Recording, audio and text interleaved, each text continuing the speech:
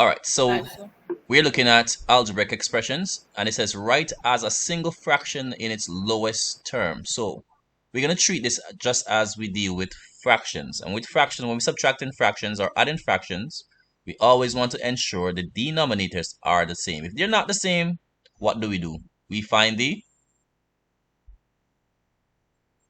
the common LCM. LCM, the lowest common multiple. All right, great. So the first step we want to take is to find the LCM. So I'm going to just draw a line here. Not the best line, but what's the LCM of 5 and 3? That should be 15. 15. Right. And so what we're going to do, we're now going to take 15, divide it by 5, and the answer we get, we're going to multiply it by the numerator. All right, guys? So let's do that quickly. So 5 goes into 15 3 times. And so we're going to take that answer. That's why we put in a bracket here. So we're showing that the answer we get, which is 3, 5 into 15 goes 3 times. We're multiplying it by the numerator, which is a binomial, x minus 4. Now we need to do the same thing for the other fraction. We need to take the denominator and divide the LCM by it. So 15 divided by 3 is 5. Now let us put this minus sign here. I want to put it here. 3 into 15 goes 5 times. And 5 times what? 5 times the numerator. All right, so one moment. I don't really like the color there. So it's 5 times 2x minus 1.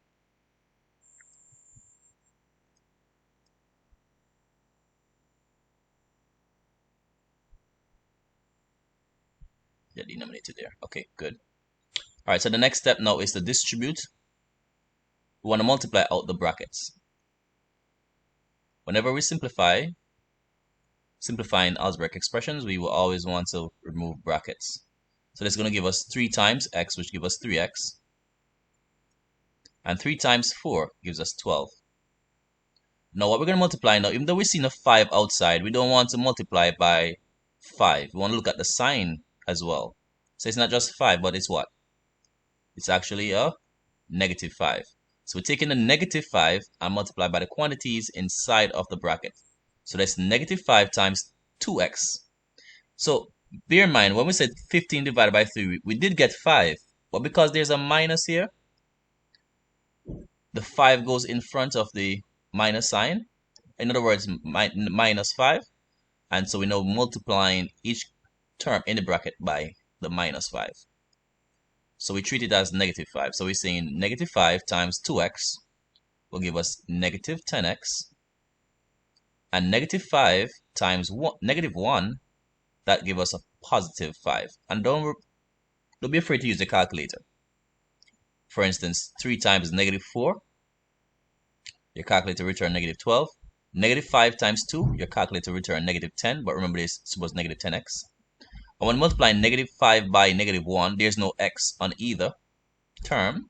So negative 5 times negative 1 would simply give us a positive 5. And then we want to put all of that over 15. It's kind of difficult to write on this thing.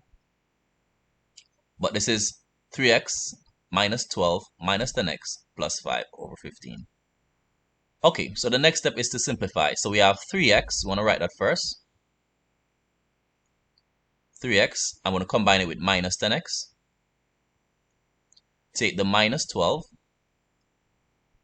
and take the positive of 5. So we're basically grouping like terms in the numerator. And all of these will be over 15. And some persons sometimes they forget to put the 15. So they work the numerator and ignore the keep putting back what you're not using. So the divided by 15, you want to put it back in every step. Alright? So that we can say each step is equal to the previous. Now what is 3x minus 10x? This is the part you can put in your calculator. You can put 3 minus 10 in your calculator, and your calculator return negative 7. So what you write next, you're not writing this part. This is what you put in your calculator.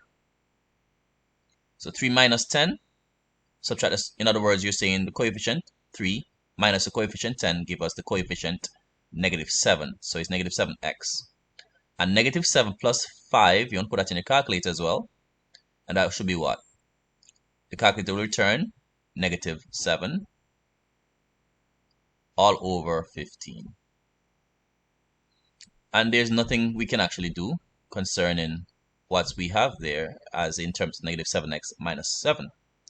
These are unlike terms. We cannot take 7 from 7x or negative 7 from negative 7x. They're unlike terms. And so we leave it just as it is. All right, so if you want, you could actually factorize and say we're taking out negative 7, and so we have x plus 1. Some person may want to do that. That's fine, but the answer is still, you get the same amount of marks for this as you would for this. All right, some people factorize it to make it look a little neater. All right, but let's go down to the next one. Any questions concerning the first one? Is there any question concerning A? Or can I move on to B? You can move on. Anyone else? No? Okay. Let's go to the binary operation now. And binary operation meaning that you're working two quantities at the same time. So basically, binary operation. Binary just means two operating at two at a time. So when we say 3 times 7 plus 5, we multiply the 3 by the 7. That's a binary operation. Working two numbers working with two numbers, so it's by. All right, 2 by means 2. Working with two, operating on two numbers. And so we have two numbers here in P and Q. And over this side here is what we're doing to P and Q.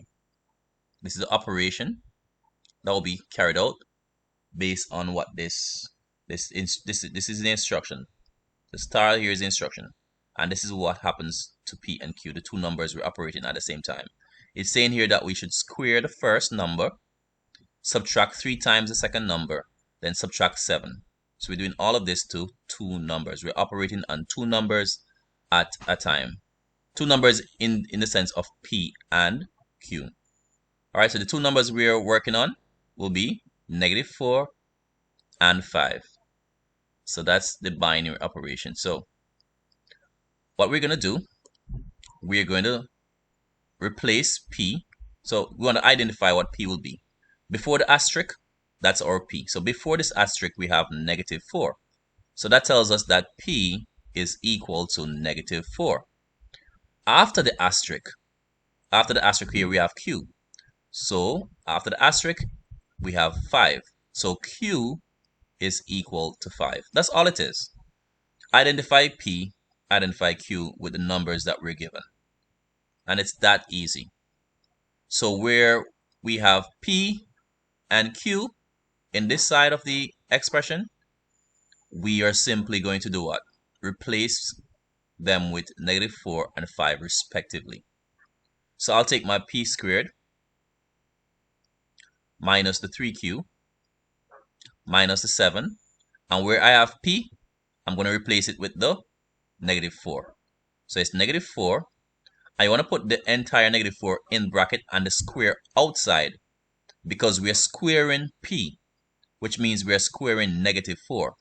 So this is not negative 4 squared, like that, written like that. It's not the same as this, right? Though your calculator might seem to give you the same answer, it depends on how you put it in. The single display calculators do not give you the appropriate answer. When you're able to put the brackets around the negative 4 and put a square outside in the double display calculators, then you'll see that your answer will actually be not negative 16, but positive 16. So again, we replace the P with negative 4 in bracket, replace the Q with 5 in bracket, and put back the negative 7. So all we're doing here is a simple substitution. The square of P minus 3 times the Q value minus 7. And our P value is negative 4, our Q value is negative 7. Hope that is understood. Now, what you can do, you can actually put this entire expression here in your calculator. Especially if it's a double display calculator, you're able to enter all of this in your calculator. So you put open bracket, minus 4, close bracket to the power of 2, minus 3 times open bracket, negative 5, close bracket, minus 7. and you pop your answer out just like that by pressing equal sign. So square of -4 is 16. -3 times -5, that's going to be positive 15 minus 7. All right, so I don't have, well, I have a calculator here, but I'm just carrying out the operation. You're not getting any extra mark for computing this with your head. Your calculator can just do the job and you get your mark. All right, so just use your calculator. But let's do it this way though. 16 plus 15 is 31. And 31 minus 7, that should be 24. Any questions? Any question concerning that one? No. No, sir. Clear? Yeah. Yes, sir. All right, so let's move on to the next. Factorize 6a squared b squared minus 3ab to the third power. How are we going to do this one? Well, we look at the coefficients. That is the numbers that are multiplying the variables in each of these cases, right? These terms. We look at the number that's multiplying the series of variables in each term. So we have 6 here and we have 3 here. What is the highest number that can enter both 6 and 3? What is the highest number that can enter 6 and 3 without a remainder? 3. 3. So we factor out 3. Let's look at a squared and a. Which one is the highest variable that can enter the other? A. A. A squared cannot go into a, but a can enter a squared. That's correct. So we basically look at the compare the variables in a and choose the one with the lowest power. And strange enough, that's the highest common factor, because that's the one that can enter the other. The one with the lowest power can enter the one with the higher power, and that makes sense. All right, b squared and b cubed. Which one can enter the other?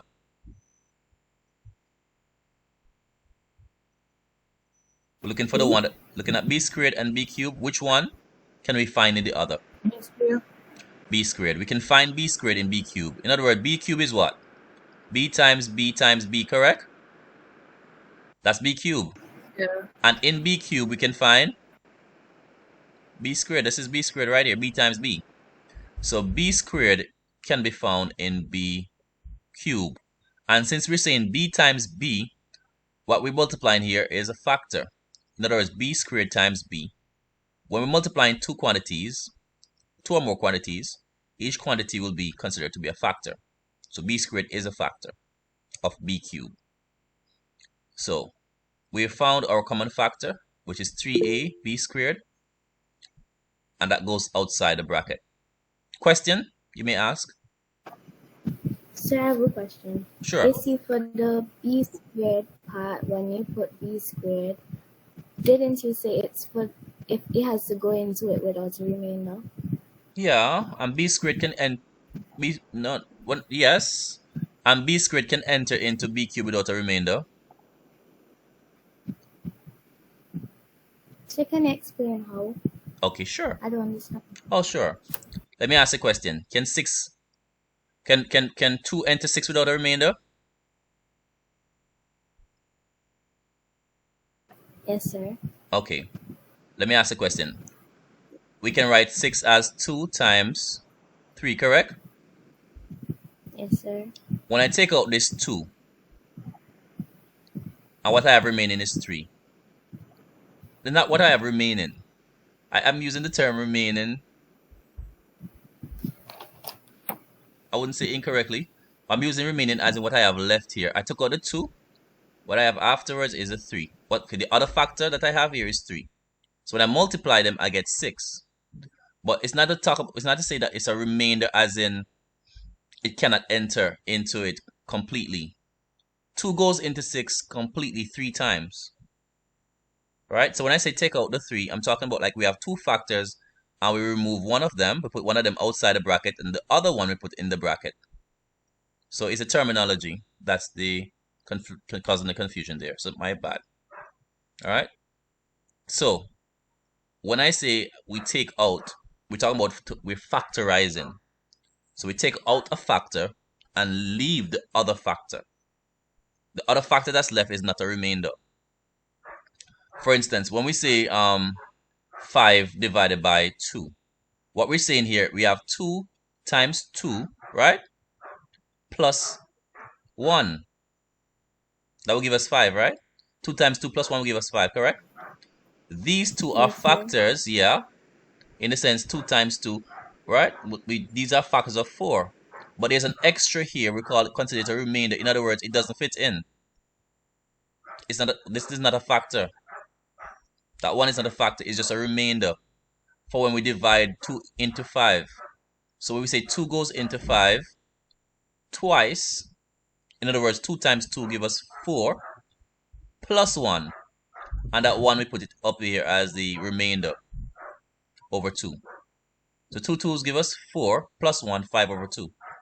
This one here is the remainder. But it's not that we're factorizing, because we can't take 2 out. We cannot factorize 5 basically with 2. We cannot factorize 5 with 2. Yes, we can say 2 goes into 5 twice, but we get a remainder. But we can't factorize 5 as 2. I'm sure what I'm saying here. In other words, what times what give us 5? 1 times 5 give us 5. So 5 has how many factors? Only 2 factors. 5 has only 2 factors, 1 and itself. That's why it's a prime number. That's why it's a prime number. All right, so good question. So when I say remaining, I'm not talking about remainder, as in what's left back after we take out a certain quantity. All right, so going over this again, if we have b cubed, we can say b cubed is what? B times b times b. All of these multiply to give us what? B cubed.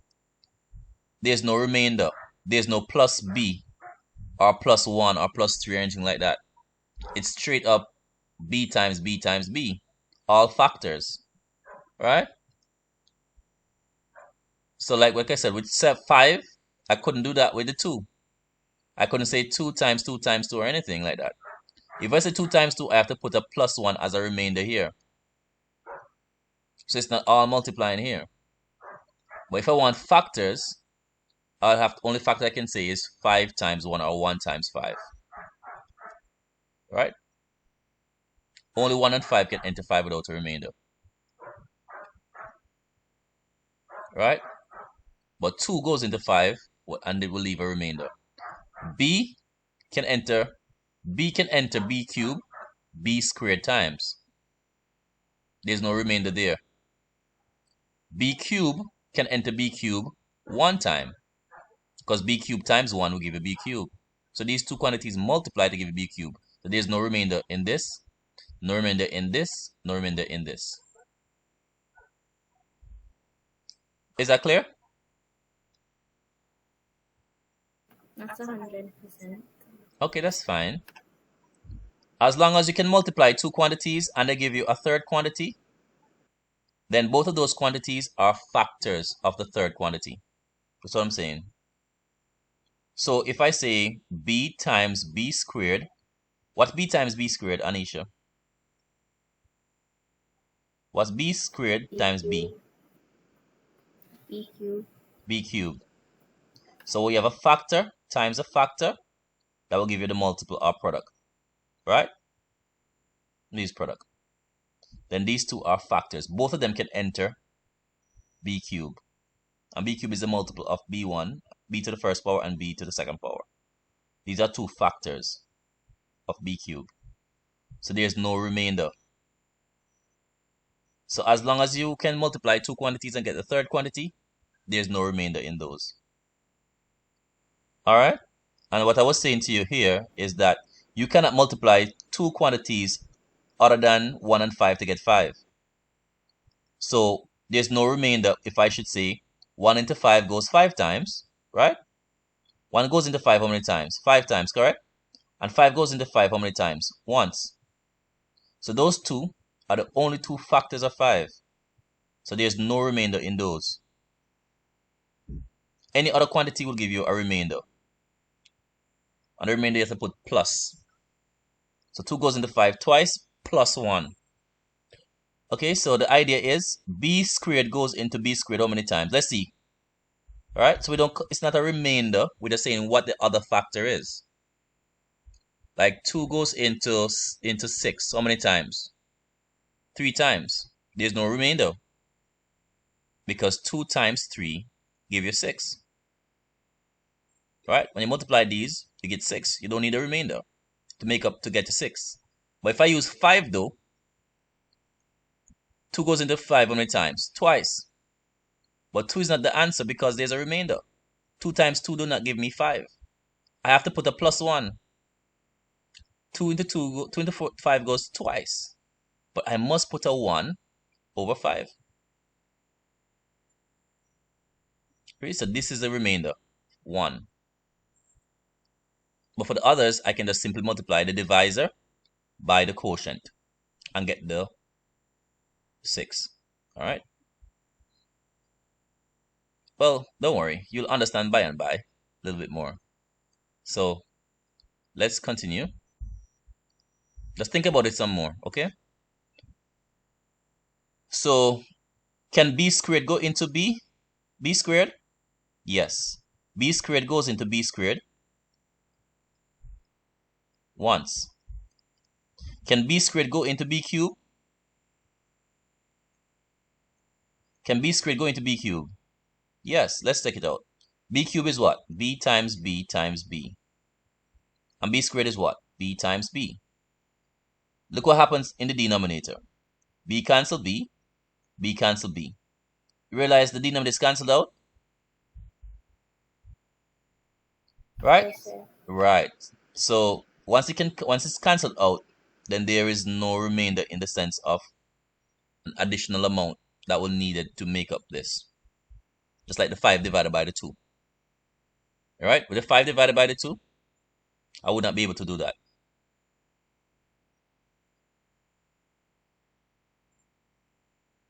And so, anyways, let's go back to this quickly. But just think about it some more, like I said. And I think I'm pausing with these, and it's kind of killing the time too, but it's kind of good for if you can actually understand. So I got these. Let me just run this through once more, because I think I probably lose some of you already. So let's look back at 6 and 3. What's the highest number that can enter both 6 and 3? That's 3. 3 can go into 6 twice, and 3 can go into itself once. In terms of a squared and a, what variable can enter both of them without a remainder? Right? But we don't think like that. We don't usually say remainder when we're dealing with variables necessarily. Right? So like a squared is actually a times a. And a is just simply a. Right? What can actually go into both of these? I know a can enter a, so I'll cancel out the a in the denominator with a. But only a could do that. I can't say a squared will be able to do that because a will cancel a, and I will leave back an additional a in the denominator if I use a squared. And I can also do that with a here as well. A will cancel out a. So a is the highest variable in terms of a to the first power, that can enter a squared and a. So I'm simply saying choose the one with the lowest power, because the one with the lowest power, as in a to the first and a to the first, can enter a squared, and it can also enter a.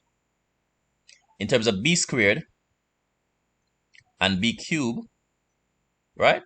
What is b squared? B squared is b times b. And b cubed is what? b times b times b. Which b can actually enter both of these expressions here? B times b, as in b squared, or b times b times b, as in b cubed. B to what power? Is it b to the first power? Of course, we'll cancel out the b in the denominator. What if I increase the power to 2, as in b times b, which is b squared, and this is b times b, as in b squared. So I have b squared in the denominator here, because b times b is b squared. Well, I will still be able to cancel out the denominator. That'll go once. In other words, b squared divided by b squared will give you 1. And b squared can enter b cubed, because this b will cancel out this one, and this b will cancel out this one, goes once, now left back with a b. So in both cases, b squared was able to enter into b squared and b cubed. So b squared will be the one with the highest power that can enter both b squared and b cubed. So b squared will be the highest common factor. But you don't even think about highest common factor in a sense. You can just think about which variable with the highest power that can enter both b squared and b cubed, and that's the one with the lowest power here that can enter both. And so we have 3ab squared.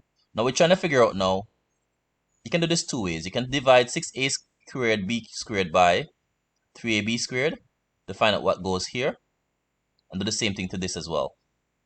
Or you can say 3ab squared times what, using distributive property, will give us 6a squared b squared, and that will be 2, because 3 times 2 give us 6. We already have a, so we need one more a here, so we multiply them, we get back the a squared. But since we already have b squared here, we don't need to multiply by a b, because we already have b squared there. So it's 3ab squared times 2a, that will give us 6a squared b squared. Alright, and you can always double check that. Alright, let's start. Okay, so 6a squared b squared minus 3ab cubed. Factorizing, 3 can go into 6 and 3. That's the highest number that can enter 6 and 3.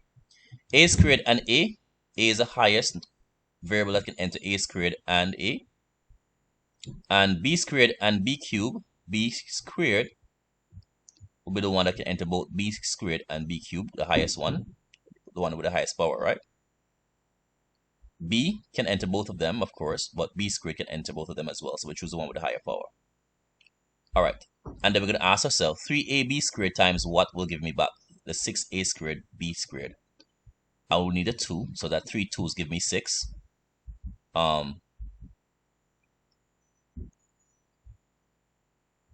Okay, let's multiply that. Thank you.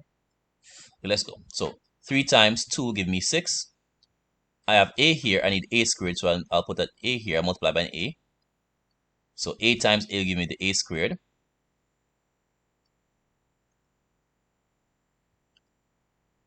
Okay, I think that's as far as furthest you can go. And b squared, we already have b squared already, so we stop right there. Next, 3ab squared times what will give us negative 3ab cubed. So I want a minus here, because this is a positive term times a negative will give me a negative. I already have the 3 already. I already have the a already. And b squared times what will give me b cubed. That will be b. So that's that. Moving on to the second one. Factorizing the first two terms. What can go into both of them? Well, 2 can enter 2. H and h will also be a common factor. So 2h can enter 2mh and 2nh. Alright, so we basically pulled out the common factor there of 2 and h. And the remaining factor will be m minus n. So when we use distributive law, we see that we'll get back the same thing. Put a pair bracket here. What I have over here, I'm going to just put it back here. If you don't believe in that, you don't like that method, we put it back because we expect to get it. Then you can just say, okay, all right, I'm going to take out the 3. I'm going to take out the 3. Right? That's common to both. Take out the k. That's common to both. Right? But what sign goes here? Sometimes it's a little bit hard. And that's why it's so necessary to use what you have here, because then you will be able to realize that, okay, I can determine what sign goes here. So I usually just put back what we have there. Anyway, 3k times what give us 3mk, that will be m. And n will be a remaining factor as well. M plus n. Well, that's why you see the reason why I'm not going to put the m plus n, because that wouldn't work. Because we won't be able to factorize further, because m minus n is not the same as n plus n. So I'll put a minus here. By putting a minus there, I have the same factors in bracket in terms of m minus n. Now, what would I need to put here? We need to be a negative, because negative times positive will give me a negative 3nk. Negative 3k times negative n will give me a positive 3nk. All right, so that was clear. Now I can factorize further. What I have within the bracket as a factor, what's common is m minus n. That's common. M minus n is here. M minus n is here. What do I have remaining in terms of a factor? Is 2h minus 3k. So when I multiply these two, I'll get back what I have on top. In fact, when I multiply both of them, I'll get what I have right at the beginning. Because m times 2h is 2mh. And negative n times 2h is negative 2nh. When we multiply both of these by the last term now, m times negative 3nk will give us negative 3m. M times negative 3k will give us negative 3mk. And negative n times negative 3k will give us positive 3nk. So we realize it worked. Okay, moving on to the next one. Here again, we realize in all these two that we have here, we basically use highest common factor. Well, we always try to see if we can actually use it everywhere. Looking at this, what's common? 4 is common. 4 can enter 4x squared. And 4 can enter 64. If you use a calculator, you realize 4 can actually enter 64. So 4 goes into 4x squared how many times? Well, we can double check that. It goes x squared times.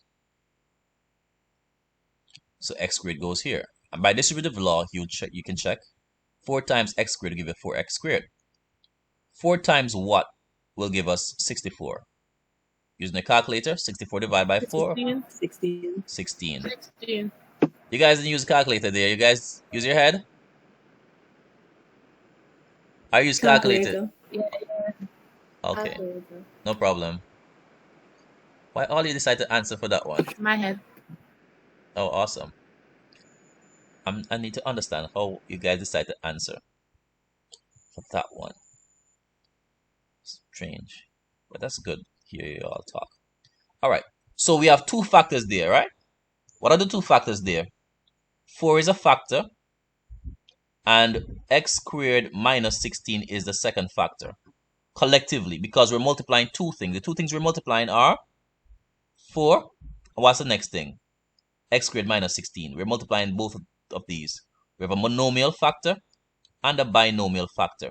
But when you look at the binomial factor, we can actually factorize it further. Right? So you should have remembered that if you have a squared minus b squared, it's called the difference of two squares. And so our solution will be a times a give us the a squared. B times b give us the b squared. But since we want a negative b squared, one must be plus b, one must be minus b. And if you think about the middle terms, b times a is ab, right? And a times negative b was negative ab. So a positive ab and a negative ab will cancel. And that's the reason why we only have the a times a, which is a squared, and the b times negative b, which is minus b squared. We don't have a middle term for this. So the truth is, once you realize you have the difference of two square terms, it's going to be the root of a squared plus the root of b squared multiplied by the root of a squared minus the root of b squared. Okay, just take the a, add it to the b in one bracket. The next bracket, take the a and subtract b from it. So it's a binomial times its conjugate. In one you have plus, in the other you have minus. We call these conjugates of each other. So the same scenario here, guys. We can rewrite this as 4. Well, that's a factor. We're ignoring the 4 for now, but we're putting it outside as a factor. But we're focusing on the x squared minus 16. So we can write x squared as, well, it's in the square form already. We can write the 16 in the square form as what? What we can write as a square. The square of what number give us 16, in other words? What number square give us 16? Any answers? 4. 4. Yes. 4. Very good. So I can write this as 4. I'm going to do the same thing to the a squared and minus b squared that I did here. I'm going to do the same thing to the x squared minus 4 squared. Same thing I do to the a squared minus b squared, I'm going to do to the x squared minus 4 squared. So in other words, Right now, my A is actually the X, and my B is actually the what? The 4. So I'm going to get 2 pairs of brackets. Tell me what do I put here? Tell me what to put here, guys. Somebody talk to me. X squared plus 4 squared. X. X, and what do I put here? X. X, thank you. Because X times X will give us X squared. What do I put here? 4. 4. And what do I put here? 4. 4. 4. Very good. Because 4 times 4 is 4 squared. Or we can say 16. What do I put here? Plus. Plus. And what do I put here? Minus. Minus. Very good. That's it. So we've gone from 2 factors in the monomial times the binomial. And now we have 3 factors. Because the binomial was a difference of 2 squares. As in this. Once we can get it in this form here, a squared minus b squared, then we can factorize it as this. Now, you guys might feel a little rusty on this and might think this is a little tricky. So what I'm going to do, why is it not reversing? What I'm going to just redo another one quickly. Just have to take my time. Let me do another one. And see if you guys can figure it out. If I have p squared minus r squared, what's my answer? Talk to me quickly. What goes here? P. P. R. R. Plus. Minus. Very good. Is it hard or easy? In between. No, come on. You know this thing is easy. You said like an expert. Now you're saying it's in between. Okay. Let's test how good you are then. 4x squared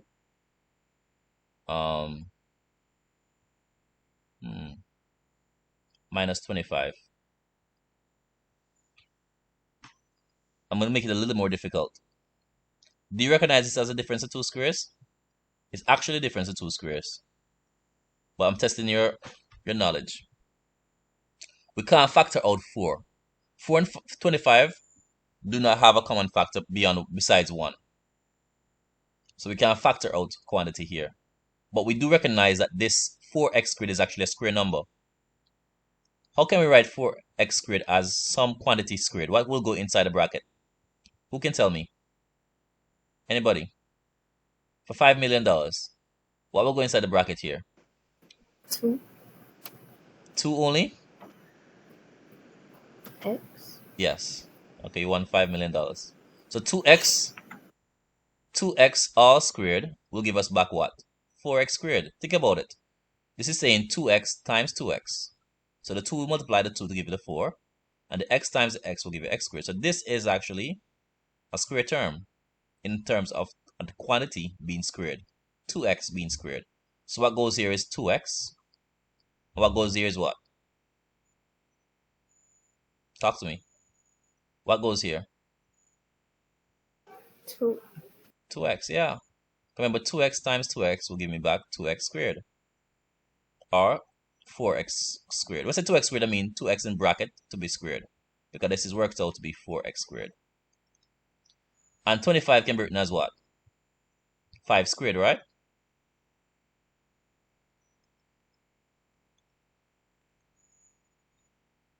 Alright, so we take the 2x, put it in one bracket, put it in one bracket, take the 5, put it in one bracket, put it in another. In one bracket, put plus, another bracket, put minus. Guys, don't be too timid about this. It's not hard. It's just as you're seeing it. There's no tricks about it. It's just as it is. Can't go any harder than this. I mean, probably could, but at this level, it's just as it is. Okay?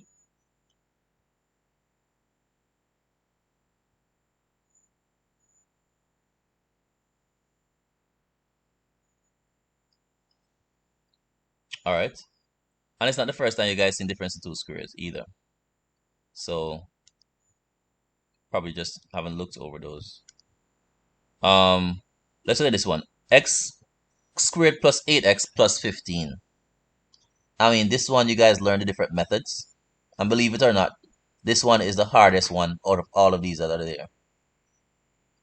Right? So it just means that you guys just need to practice some questions. Practice a lot more. Alright? Let's do this one, guys. You should remember this one. This is in the form of ax squared plus bx plus c. Notice that it's not equal. There's no equal sign, so we're not solving for x. As long as there's no equal sign, you're not going to be asked to solve. In fact, they're asking you to factorize. So how do we factorize this? This should be easy. I can go straight to the answer because the variable, well, the variable that we have here is x. X to be squared. In terms of the coefficient, is just a 1. When you have the coefficient being 1, it's very easy to find the answers. We just need to look at the last quantity here, and ask ourselves, what number multiplied to give you 15? What two factors multiply to give you 15? Whose sum is also 8? What are those two quantities? Somebody can tell me? What two numbers? 5 and 3. 5 and 3. 5 and 3. So when we factorize it, all we need to do is simply put what? Well, we need the x here, isn't it? X times x to give us what? X squared, correct, guys? 1x times 1x give us 1x squared, correct? Yeah. Yes. Right. And the 3 that you multiply, 3 times 5 give you 15. Right? That's what we're looking for. Because remember, 1x times 15 is 15x, right? 15x squared. 1x squared times 15 is 15x squared. So when we add the same 5 and 2, these two factors, when we add them, we get 8, the middle term. So really, it's going to be plus, since it's all positive. We'll just use 3 in one and 5 in the other. That's it. We're done.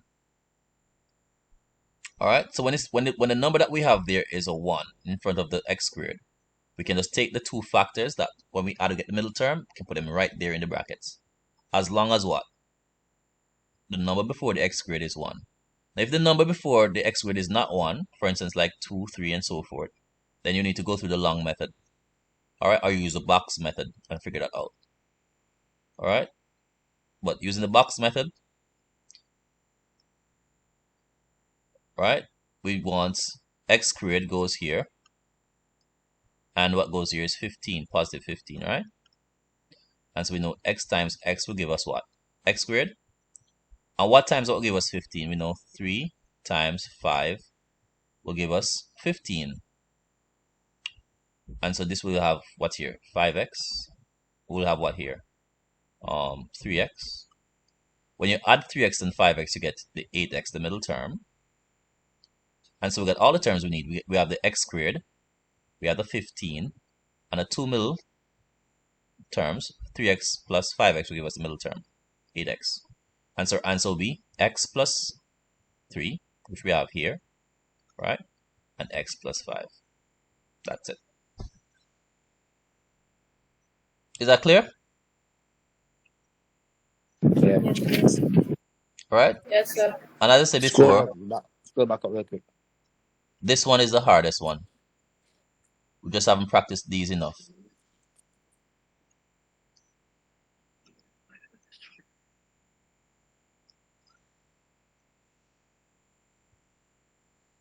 So if you want to look up factorization by grouping for this one, factorization by distributive law or highest common factor, and this one is factorization in terms of the difference of two squares. Difference of two squares. Again, highest common factor. So look up factorization in YouTube by highest common factor, difference of two squares by grouping when you have the 4 terms, right? And the next one is factorization using quadratic trinomial. Quadratic because highest power is a 2, and trinomial because you have 3 terms. So factorizing quadratic trinomials. And this is of the form ax squared plus bx plus c. You're going to say factorizing quadratic trinomials, that should be fine. You change the diver? Who's that? Angel.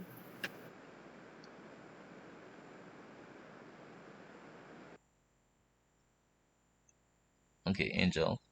All right. Let's go. Change the following statement into algebraic expressions. 5 times the difference of 5 y. 5 open bracket. bracket y subtracted by Okay. Y minus 10, okay? So the difference of y and 10 is y minus 10. And then we want to find 5 times that. What about this one? 3 larger than the quotient of k and 5. 3 plus You can do 3 plus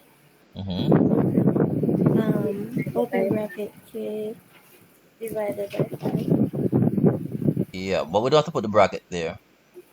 Okay. Yeah. Typically use bracket when we want to multiply.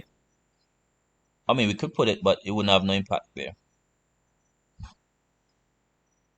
Or we can put k over 5 plus 3.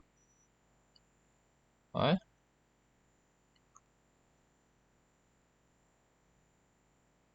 Alright, so let's move on now to another set of questions. Equations and inequations. So we finished the expressions. We're looking at equation, inequations. Now, equations, equal sign. Inequation is where we have the inequality sign like these, right?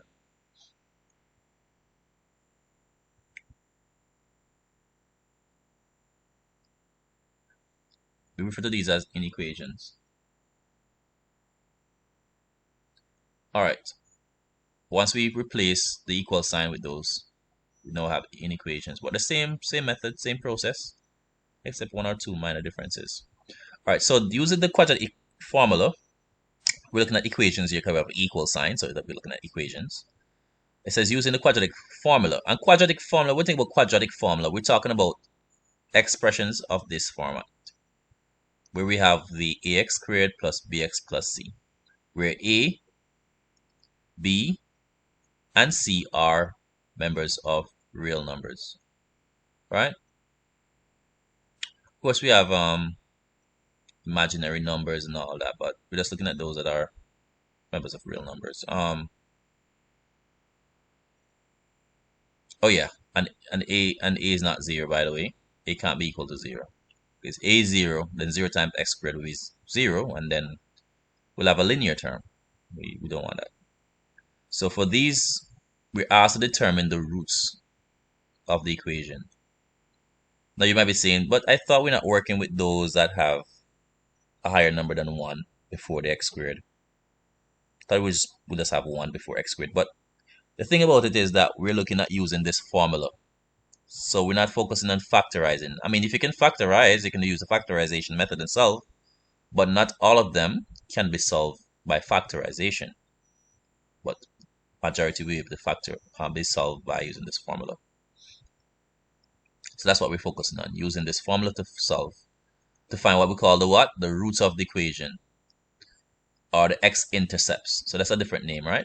Roots of the equation, quadratic equation, is also referred to as x-intercepts, or the solution to the quadratic equation. So what we do, let's look at the first one, being 2x squared equal 3x plus 2. What you want to do is to have the equation equal to, look at the form here, 0. Why 0? So that we can actually take it and put it in the quadratic formula. So we must have it equal to 0. Now to do that, what we need to do is to transpose all the terms from one side to the other side, so that we can actually have the expression equal 0. So we write the 2x squared that we have there so far. The 3x will be transposed from the left hand side of the equal sign, from the right hand side of the equal sign to the left hand side. Now because it's a positive 3x, it will become now what? A negative 3x. This plus 2 from the right hand side of the equal sign will be transposed to the left hand side of the equal sign, and we'll have a minus 2. And so all we have on the right hand side is 0. Once we move everything over, we have 0 on that side. Right? So we still have an equation, just 0 on that side. Now, so now it's actually in the form of what? Ax squared plus bx plus c equals 0. Are you seeing that, guys? It's now in this form. Ax squared plus bx plus c equals 0. All right. Can you guys see that? So here's my question. What is a? What is a? A is a number. What is that a? Look at this. Right? We equating the coefficients. A is equal to what? I heard it a while ago. 2. B is equal to what? 2. 3. Not 3, but what? Positive B Negative is equal to negative 3. Positive C is equal to what? negative 2. Negative 2. You have to take the sign in front of it. Yes. All right. Next step is now. So the thing is, we got the equation right here to be equal to 0. But in order for us to use this quadratic formula, which is x equal negative b plus or minus the square root of b squared minus 4ac all divided by 2a, we must identify the values for a, b, and c. Because if you notice, this quadratic formula actually use what? So I have a question. Yeah. Where you got negative 3x from? Oh, you were following, or you kind of fell asleep a while ago? No, I just not understand. Okay, that's fine. I'm going to say the same thing I said and see if you understand. If not, then I'll find a different method. All right. So let's go. Probably you're tired, but I'm going to say the same thing again. We have 2x squared equals 3x plus 2. In order for us to solve a quadratic equation, quadratic means the highest power on the variable x is 2. Notice this x has a 2 on it as a power. This x has, we're not seeing anything, so it's a 1. So this is a linear term, and this is a quadratic term. But because we take the name for the highest one, we call it the quadratic. Now for every quadratic, let me write this back. For every quadratic equation, we solve, the equation must be equal to 0. Right now, what are we seeing here? 2x squared is equal to what? Is it equal to 0 or equal to something else? It's equal to something else. So to get it to 0, we need to remove the 3x, positive 3x, and remove the positive 2. Right, and let me use a longer method to explain. Use a balanced method. All right, so the longer method is the correct, well, I shouldn't say incorrect, but it's really what we should really do, but it's longer. So I need to remove this 3x from here. What do you think we're going to have to do? I have to subtract 3x from this side. So it's cancel it out from this side. So I'm left with 2 on this side. But I have to also take what? 3x from this side as well, right? But 3x cannot come out of 2x squared. So I simply just write it as 2x squared minus 3x equal 2. But now I need to get rid of this 2. But it's a positive 2. To get rid of the positive 2, what do? I subtract 2. So it cancels, right? It is cancelled. 2 minus 2 is 0. But then I need to subtract 2 from this side as well. So I'm left back with is the 2x squared minus 3x. Because the 2 cannot be subtracted from these two terms. They are unlike terms. But I can still write it as a minus 2. And on this side I have 0. So that's how the minus 3x appears. From having 3x on this side, the right hand side, sorry, to now having negative 3x on the right and left hand side. It's just that I subtracted 3x from the right hand side because we're trying to get rid of everything on the right hand side. Because the plus 3x, we use minus 3x to get rid of it. But we had to do it to both sides. And because I subtract 3x from this side, that is the left hand side, I'm now seeing 2x squared minus 3x. Because 3x cannot come out of 3x squared. They're unlike terms.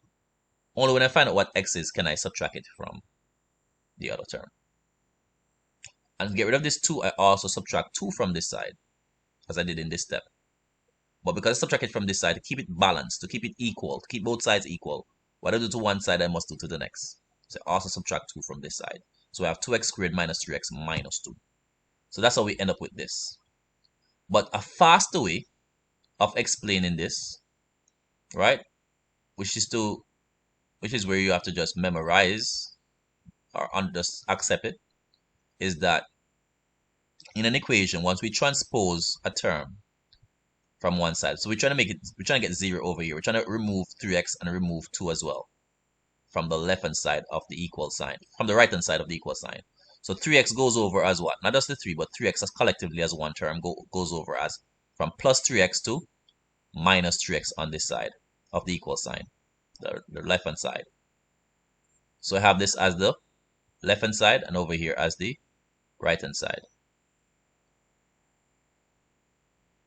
So the 3x moves from the right hand side to the left hand side from plus 3x to minus 3x. The plus 2 moves from the right hand side to the left hand side as minus 2.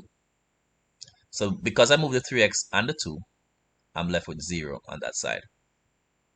Was that clear? Yes, sir. Thank you. All right, no problem. All right. So I'm gonna put back the bx here. Okay, so once we that is okay, we can now move on. I'm gonna just leave that for now because this eraser takes forever to clear up this thing I put there. Okay, so now we understand how we got this, right? The same thing I have here. So I basically write the form ax squared plus bx plus c. Why did I do that? So we can line up the a, the b, and the c. All right, and they both equal 0, right? So what is my a? My a is 2. So I write a equal 2. What is my b? My b is negative 3. So I write b equal negative 3. What's my positive c? It's negative 2. I put that. Now, this allows me to replace the a, the b, and the c in the equation with these values. Right? So I'm going to put x equal. Alright, in the exam, I didn't put the x in front of the formula, so just remember that the formula should actually have x equal there. I didn't put that, I just put this part here. Of course, you know you're going to substitute it, so that should be fine, but you can put x equal. You should have x values in the end. So negative b, so negative b is actually negative 3, right? And be careful with this. So you have a negative 3 here for b. Don't think that because you have this negative here or anything. No, no, no. It's negative or the opposite of what b is. Positive b is what? This is a positive b, you know. Positive b is negative 3. Positive a is positive 2. And positive c is negative 2.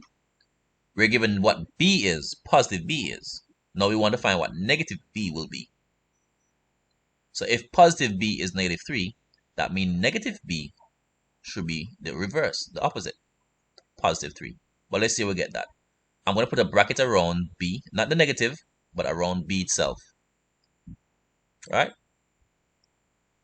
So put a bracket here and replace it. Put a bracket here.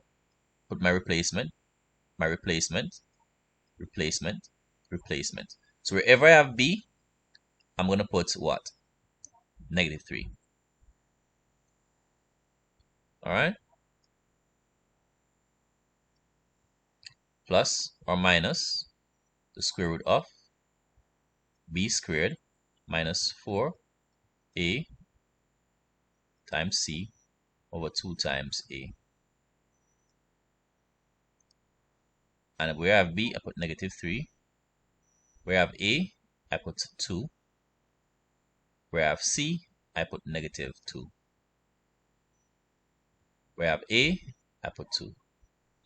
And this is very easy. You have done this, right? Correct? This is not new to you. Anisha? Yes, sir. You have done this already, right? We have, but I just need to refresh my memory. Okay. Are you following so far? Yes, I am. Okay, tell me what to put here now. We're just going to work this out. So the plus and minus, we're going to put that back. We're not going to use the square root sign as yet. We put it back until we're ready to use it. We're going to work out everything else. Now here's the thing. In your calculator, just put this. Tell me what you get. Put the negative, put open bracket, put -3, close bracket. What do you get for that? I mean, you can use your head and do it, but use a calculator for now. What's your answer? +3. +3. So I'm gonna put +3. right. So I'm gonna put a +3 here. Next, what I want you to do, I want you to put this entire thing in your calculator. Negative, open bracket, -3. Make sure it's in the bracket, and put a square outside. Then -4, open bracket 2, and open bracket -2. Put all of that in your calculator one time. All of that. Don't break it down little. Minimizing errors. What do you get? 25. 25. Okay, and let's check that. The square of -3 is 9, +9. Now this is negative times positive times negative. So negative times positive is negative, and that negative times negative will be positive.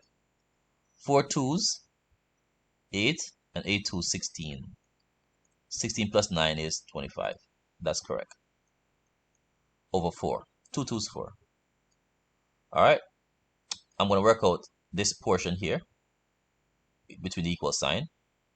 So I'm going to put back my division line over 4. Now I cannot do anything with the 3. So I'm going to just leave it as +3, plus or minus. What is the square root of 25? Now, do not put back the square root of 25. We need to work out what the square root of 25 is. When you work it out, you should not put back the square root symbol. 5. 5. Should I put square root over 5? I'll put just 5. Just 5. Right, just 5. If I put the square root over 5, it means I have to find what the square root of 5 is. And that's not what this is telling us. The instruction here is to find the square root of 5. Once you use the square root sign or symbol, you do not use it, you don't put it back again. We already use it. So we keep putting it back until we're ready to use it. And there's another common error. Ensure that the division line start from -b right up to the end. We'll keep on doing that. Alright? Only thing the division line doesn't cover is or goes under is the x equal. Now we're at a stage where we cannot divide by 4 because we have a plus and minus sign blocking two numbers at the top. So what do we do there? Anybody remember? Anybody remember? Either or. Yes, we say either or.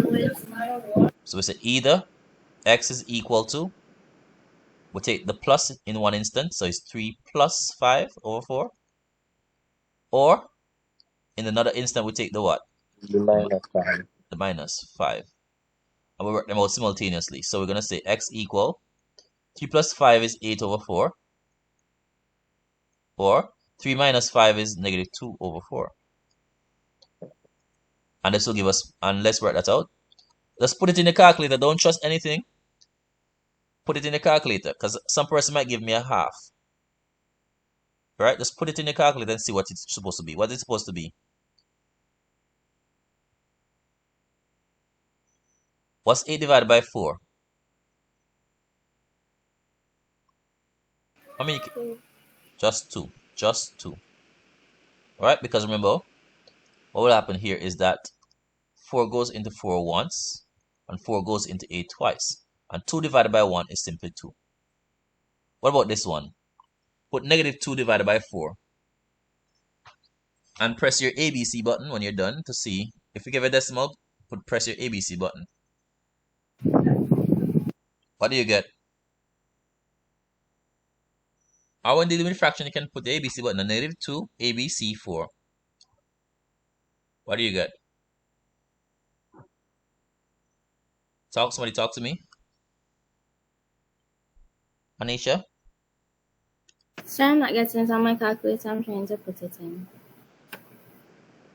Okay, put this, -2, ABC, right? And then 4. If it's not working, use bracket around the two terms.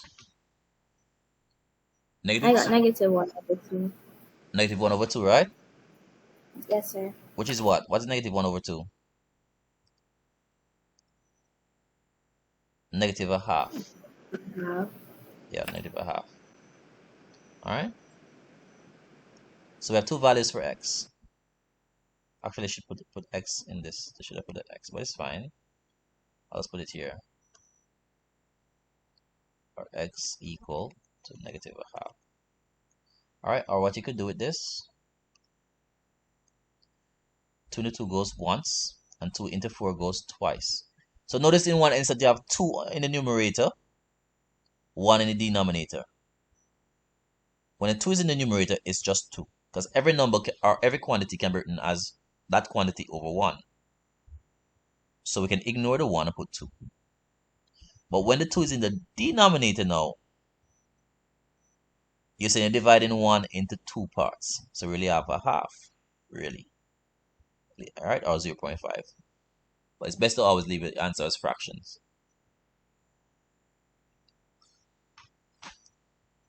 Alright, so that's that. Everybody understand that one? Yes, sir. Alright. Let's look at the next one. 3x squared plus 1 equal 4x. What do we do there? Let me just double check to make sure we have that one correct. 3x squared plus 1 equal 4x, yeah. Okay, that's part 2. What do we do here? If you remember the steps. It must be written in the form of ax squared plus bx plus c equals 0 in order for us to use the quadratic formula, right? So what do we need to do here? Talk to me. Bring the 4x over to the other side. Right. So we can now have And equals it 0. becomes negative 4x. Yeah.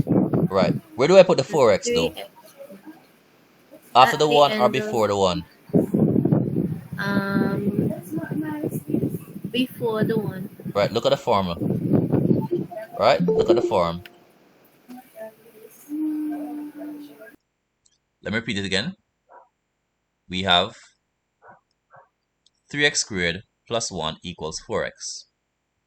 We want to have it in the form of ax squared plus bx plus c equals 0. And so what we need to do, we need to transpose this 4x from this right-hand side of the equal sign to the left-hand side of the equal sign, which is over this side. So that over this side we'll have 0, just as in this format. When the 4x is transposed to the next side, what we in fact have is 3x squared. We'll put the 4x, once becoming negative 4x, in the middle. And this plus 1 at the end. So we want the x term, the term in x, to be in the middle, just as we have this term in x in the middle of these two other terms. The x squared term, as in the 3x squared, goes first, and the plus 1, which is a constant, the one without a variable, as in the plus 1, goes at the end.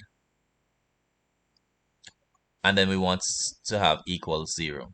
Of course, it's now equals 0 because we remove what was over this side. Now that it's in this form, we can actually equate the coefficients in a, b, and the constant c. So let me just line it up. Ax squared plus bx plus c equals 0. So we can clearly see that what? What can we see? We can see that the a is what? 3. The positive b is what? 4. And the c is what? 1. So we have a equal 3. We have b equal negative 4. And we have c equal a positive 1. Which means now we can actually use what is known as the quadratic formula. What's the quadratic formula? It's given to us as x equal negative b plus or minus the square root of b squared minus 4 times a times c divided by 2 times a. Alright, so let's punch in our values now. Trying to create some space there. So x equal, let's go on the next step, right? In the next step, or underneath, I should say, this step here. So replacing the what? What are we going to replace? we're going to replace the b.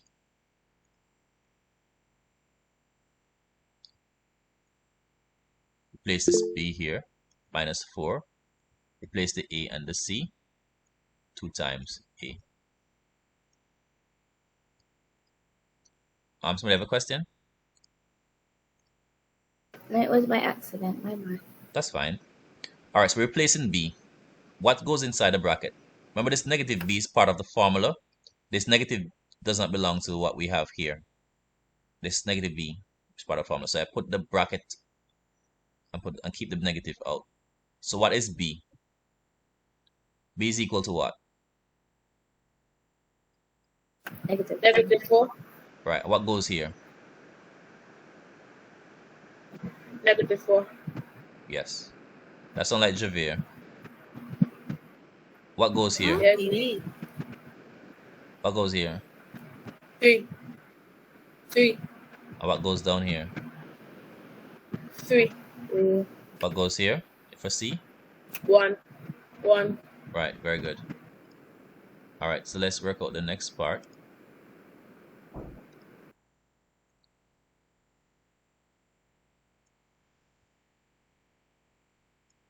So x equal. What's the negative of negative 4? What's the negative? Sir, can you please excuse me for one moment? I'll be back. Oh, sure. What's the negative of negative 4? Positive 4. Right. So negative negates the signs, right? When negative is outside the bracket, it changes the sign of those in the bracket. So it's going to be positive 4. Or I can put it in the calculator, negative open bracket, negative 4, and you'll see that you get positive 4. Plus or minus, and you guys are correct. What's the square of negative 4? Ensure negative 4 is within the bracket. But by the way, put this entire thing in the calculator, what would you get? 4. The whole answer before? That's what I got. Okay. So when you put negative 4 to be squared minus 4 times 3 times 1, you got 4. Well, the square of negative 4 means what? It means negative 4 times itself. Just like anything you're squaring, once it's in the bracket. The negative times negative is positive, and 4 4s is 16. Now we need to subtract from that what amount? 4 times 3 times 1. 4 times 3 is what? 12? And 12 ones is still 12. When we subtract that, we get 4. We have more positive than negative, so answer is just 4. And you correctly stated that. Next step, x is equal to what? 4 plus or minus. What is the square root of 4? 2. 2. Should I put the square symbol back again, or should I leave it off this time? Leave it Leave off. it off. Leave it off. We have to leave it off because once it's an operation. So once we use it, it's no longer there. Just like when we say square of negative 4. Yes? For the denominator, you have 2 and it's supposed to be 6.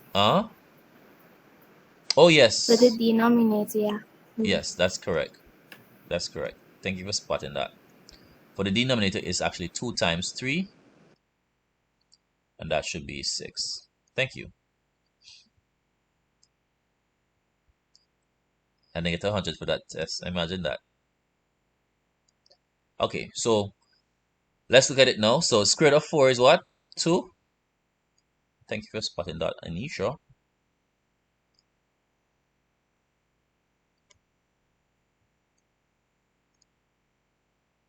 It's going to show that. Make sure you look over the work when you have finished, right?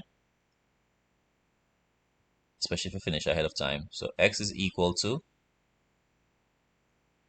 Oh yeah, I'm doing something here that I wouldn't want to do. I need to examine what I have. Let's look and see what I have here. Can I do anything with the numerator? Can I add a numerator here? Just like that? What would I need to do here? What would I need to do here? Either or. Use the either or, yeah. So we're going to say either. Miracle, you back with us? Okay, that wasn't miracle. I thought that was miracle. All right, so we're gonna use the either or. So either what? Tell me. 4 plus 2 over 6. 6. 4 plus 2 over 6. Right, Mikhail? And that will give us what, Mikhail? Our Angel. 4 plus 6 over 6. 6 over 6, which is what? 1. Right. X equal 1. And this will be 4 minus 2 over what? 6, right? 6. Yeah. What's that answer? That'll be 2 over 6. 2 over 6. And that can be reduced as what? Would that be 3 or 1 over 3? 3. Think about it. Would it be 3 or 1 over 3? 1 over 3. 1 over 3. 1 over 3 is a third, so that's not 3, right? Mikhail, you understand? Yeah. All right. Because it will only be 3 if Yeah. 3 is in the numerator. Because n number can be written as 3. So in fact, if I say 15, 15 is same as 1. 15 over 1, that's still 15. Right? Divide 15 by 1 is still 15. But once you put 1 over 15, that's a total different thing. Right? Alright, so make sure you know that, okay? You don't want somebody to come to you one day and say, Mikhail have $1 million in the bank. And say, Mikhail, would you like to exchange your $1 million? I write a check and put this on you and put this for you. So Mikhail, 1, 2, 3, 1, 2, 3. Alright? Put this on your check, right? And say, okay, Mikhail, I'll give you this. I'll even turn your $1 million into 7 million. But you just give me that don't make no sense, right? You can just give me this. That's fine, and I'll give you this. But you just give me this. You understand? This is way more. And this is less than $1. In fact, you probably realize that it's not even 1 cent. Alright, so you want to understand these. I mean, nobody's gonna do that, but you get the point, right? Just know your numbers. Alright. Guys, they want to come off page. Alright, so this is gonna be what? 2 into that goes once, 2 into that goes 3 times. And so what you have here is what? X equal what? This implies that x is equal to a third. So there are 2 values for x. 1 and a third. That's it. So I have a question. Yeah, sure. So we have to put either or. How long it take you to write either or? No, but it.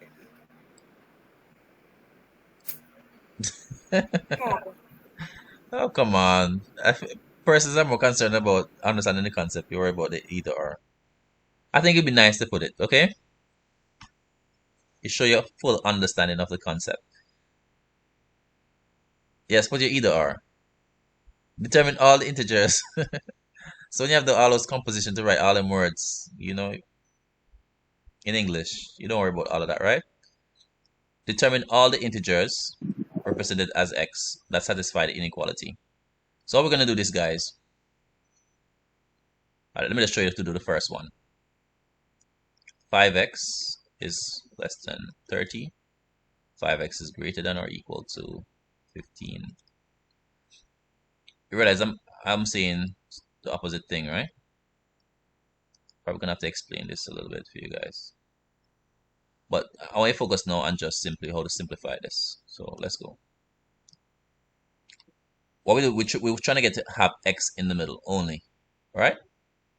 We're trying to get to have what? X in the middle. So what we need to do is to get rid of this number or this coefficient of x. We want to bring the coefficient x to 1. In other words, we want 1x. So we're going to divide by 5 to get x. But when we do that, we have to do that to both sides. Divide by 5 here, divide by 5 here. And so what happened, this is going to give us 5, 5 goes 1, goes 3 times. 5, 5 goes 1, goes 6 times. So we have is 3 less than or equal to x less than 6. So if you catch that, yes or no? I'll go over. Yes. Not exactly. I got it. Go over. Okay, no problem. Yes, please.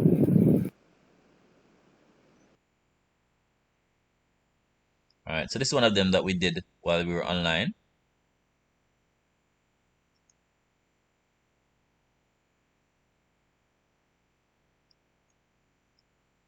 We're looking at the SET theory.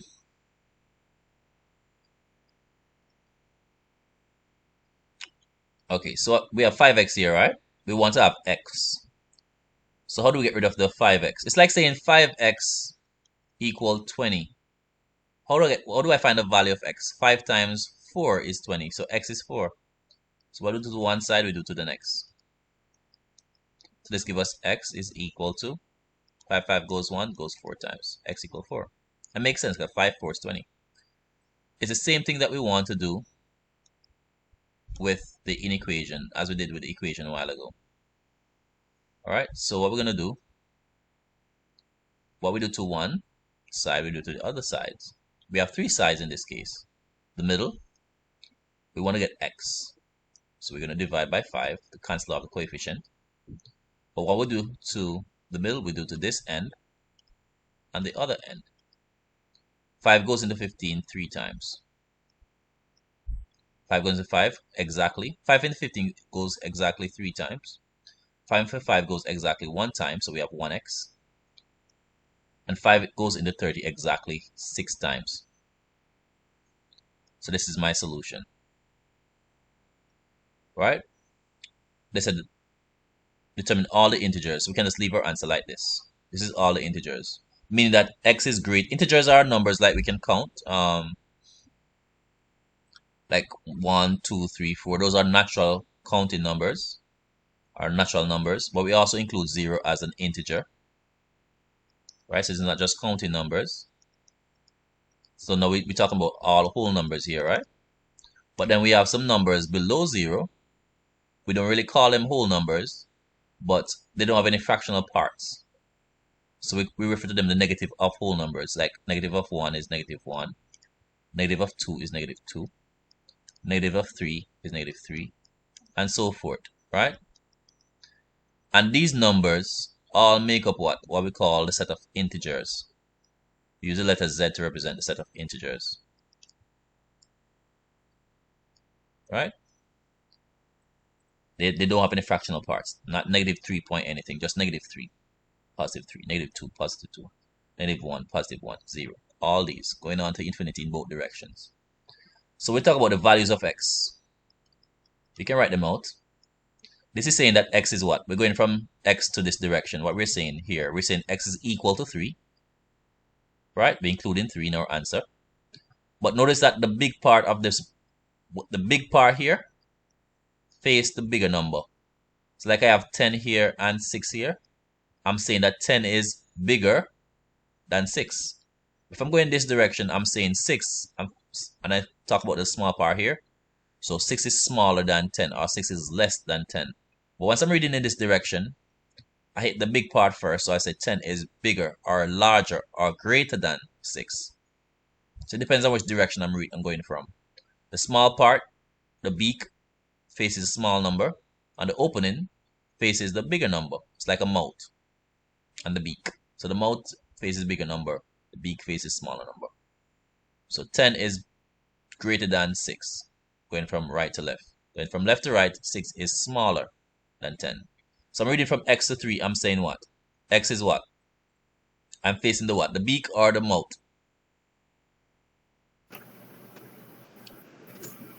So Can open. you repeat that, please? Okay, think of this as a mouth. Alright? This is when the mouth is open. This is when the mouth is what? Closed. Hold on, that part. Just a question. Oh, the question. You understand that part, right? Yes, sir. Okay, awesome. Oh, what I was saying now is that when you're reading from x to 3, how do you read that? What do you mean first? We move from x to 3. You say x is greater than or less than 3? Less than? No, don't guess. Greater.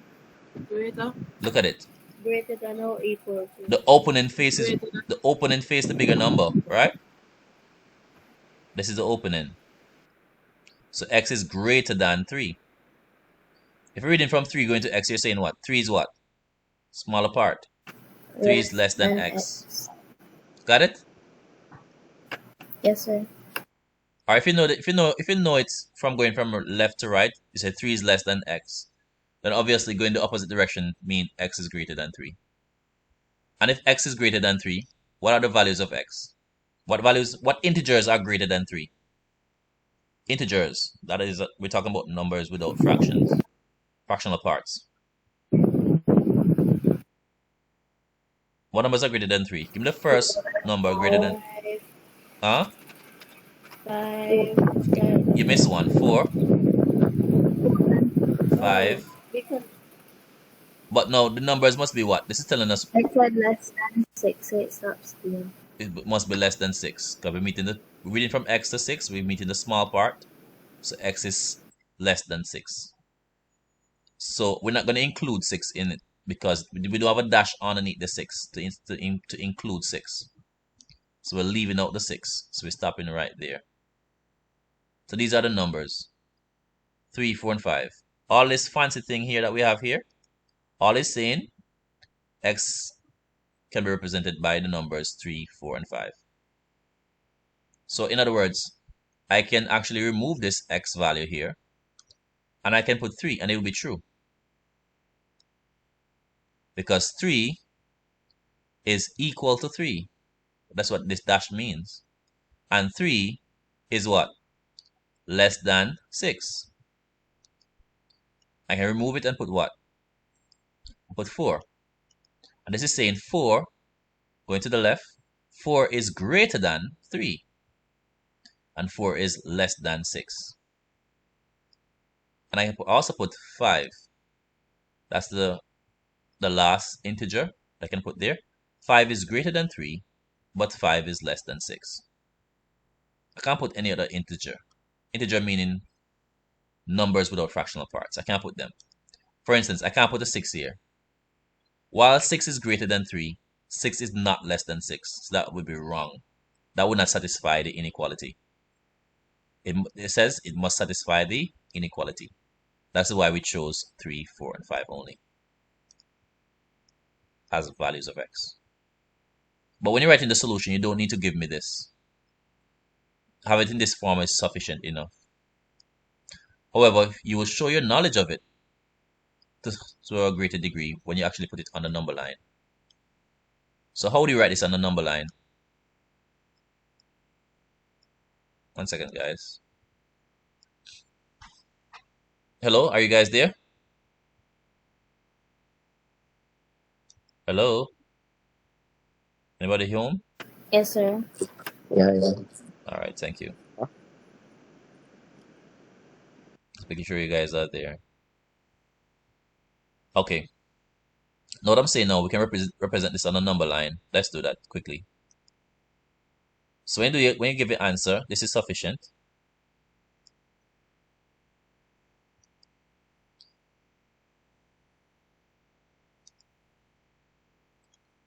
And what we need to do on the number line, draw the number line, right?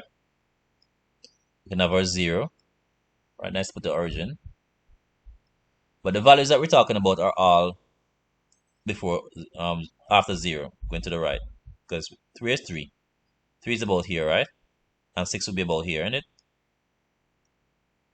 Alright, so that we just need to have the two numbers we're dealing with. We're dealing with 3 and we're dealing with 6. So let's ensure you put the two values they're talking about. We're talking about 3, as we have here, and 6. So you want to have those on the number line. Then you're going to put circles, right? You're going to put circles on the number line. So let me just highlight that point. I don't want to do this too strange. 1 second, guys.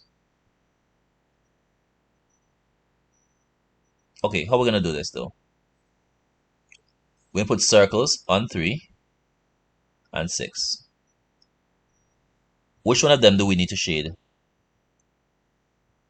3.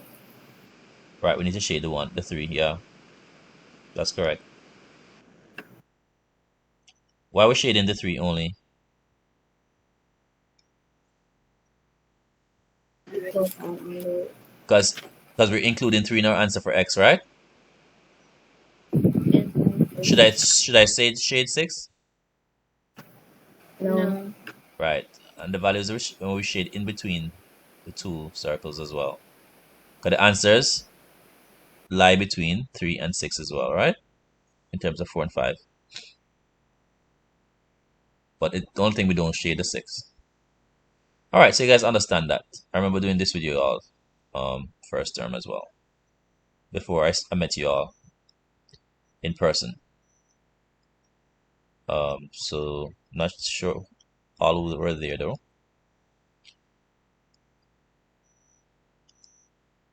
Alright, so what about this one? How would we do this one? Number 2, part 2.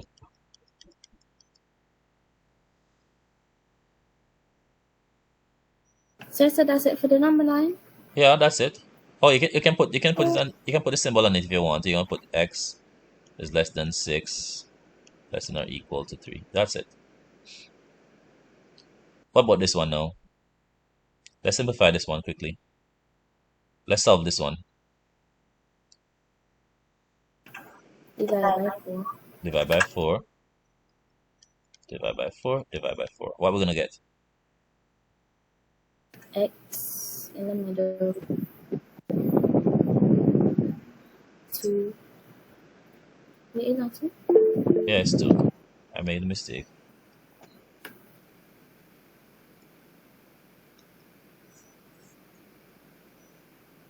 That should be 2. What should go here? 5. 5, yeah. I heard somebody pinging. Can you guys tell me what they're saying? Sir, it's me. I wanted to ask earlier, in the case of the other question where you divided all the terms by 5, just like how you're doing now with the 4, I wanted to ask, why is that? Because you want to get what you want to identify the value of x, the values of x. If you don't divide by that number, then you're not gonna get x.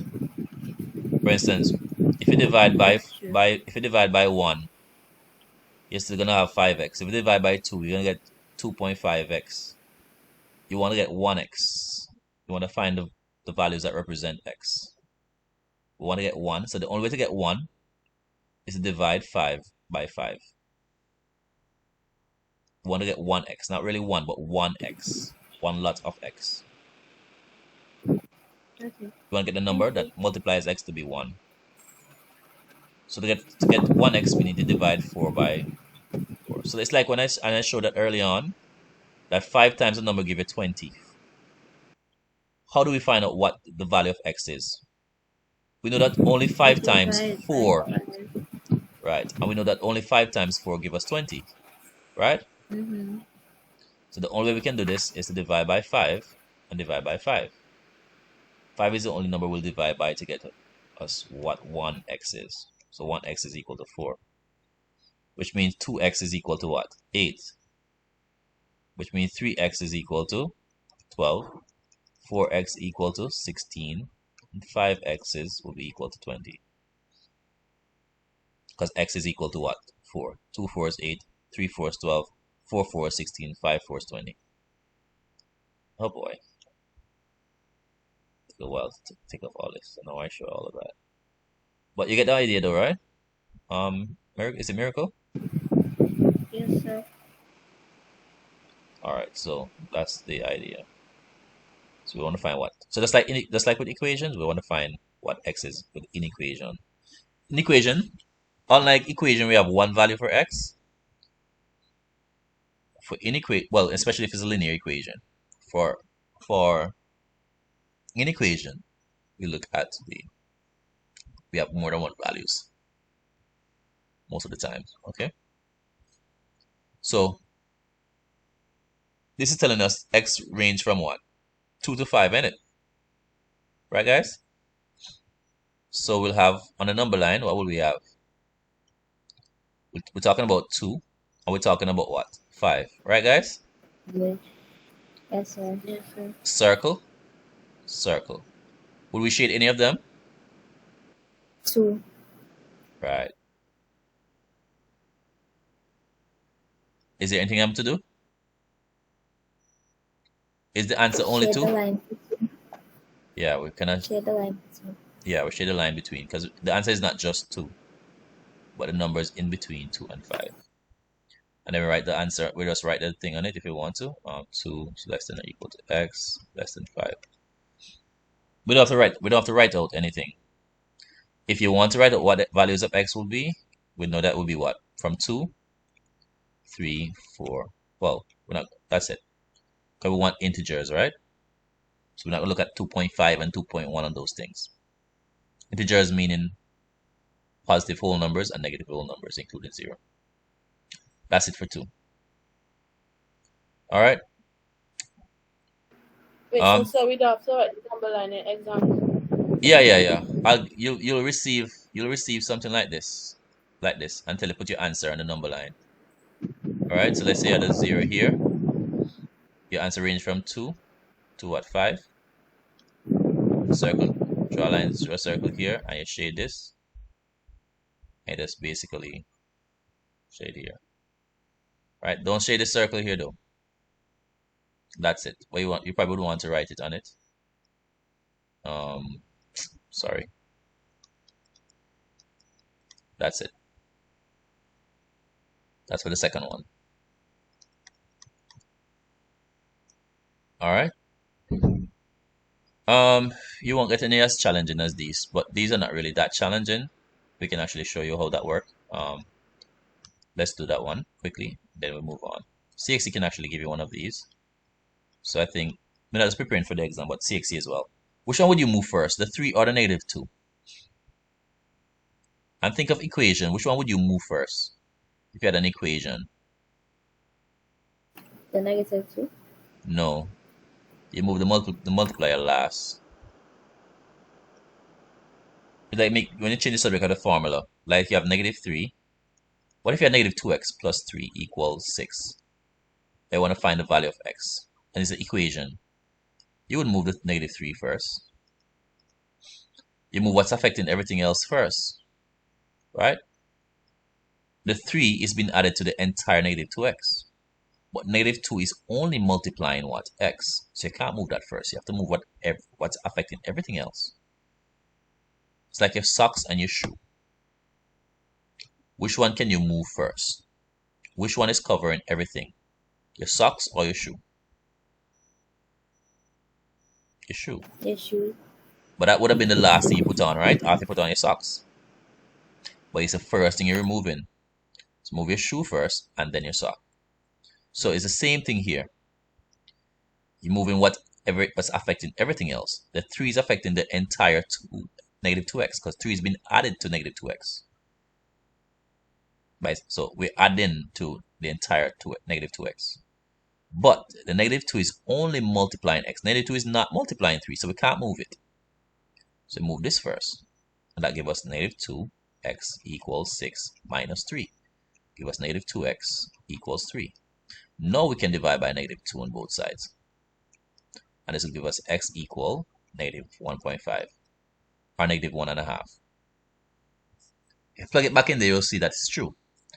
Negative 2 times negative 1.5, that will give us positive 3, because negative times negative will be positive. So positive 3 plus positive 3 give you positive 6.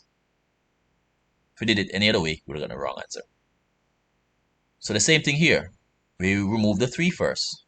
So we subtract 3, right guys? But in this case, we have to do that to both sides. So we subtract 3. So we're going to have to subtract 3 here, and we subtract 3 here as well. Right? Are you following? So 3's cancel out there, will give us, come out to be 0. So we're left with negative 2x plus 0 or negative 2x. So we're left with negative 2x. Less than, what's negative 7 minus 3? That's negative 10. What's 6 minus 3. That's 3, right? 6 minus 3, that's 3.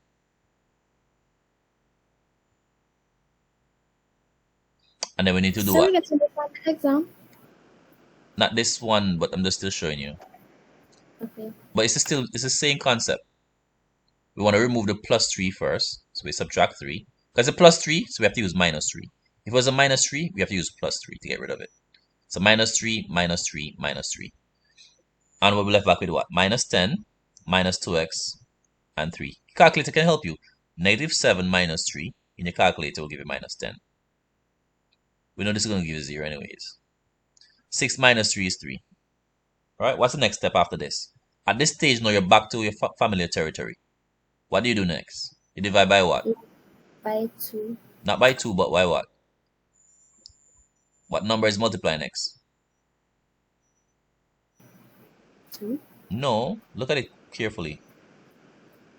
Negative 2. Right. You have to look at what sign is in front of the quantity always. That'll be a big mistake with algebra, right? You have to look at the sign. So I know. See, the thing is about this one is a little different. Let me explain this one quickly. See, because you're going to divide by a negative number, let me explain that one to you quickly.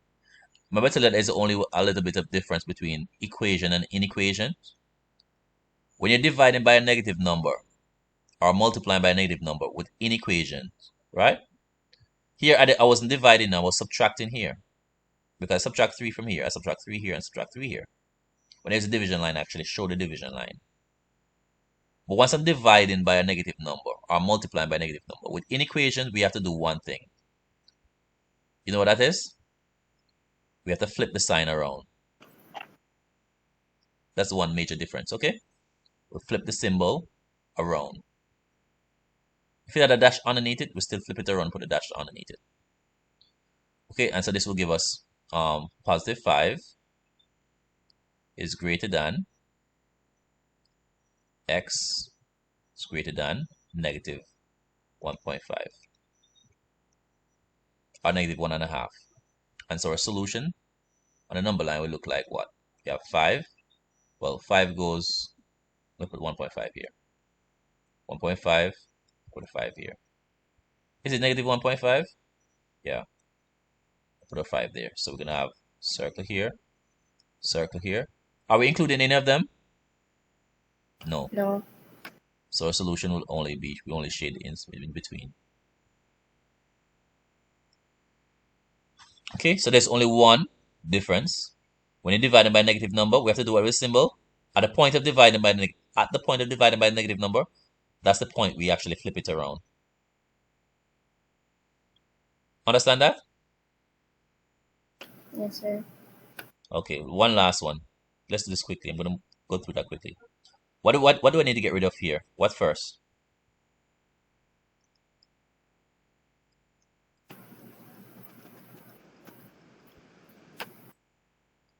What do I get rid of first? Talk to me, guys. Nah, the plus 1. Plus Nah, one. plus 1. Yeah, so how we get rid of it? It's a plus 1, so we use what? You subtract 1 from the 10, the 1, and Yeah, very good. So we have 9 less than or equal to 3x less than or equal to 15. Very good. 15. All right, what do we do now? Divide by what? 3. 3. Divide by 3. Very good. So we're going to divide by 3, divide by 3, divide by 3. 9 divided by 3 give you 3 exactly, so we know no remainder. 3 goes into 3 exactly, so that's 1 or 1x, which can write like that. We don't have to put the 1 in front. And 3 goes into 5 exactly, right?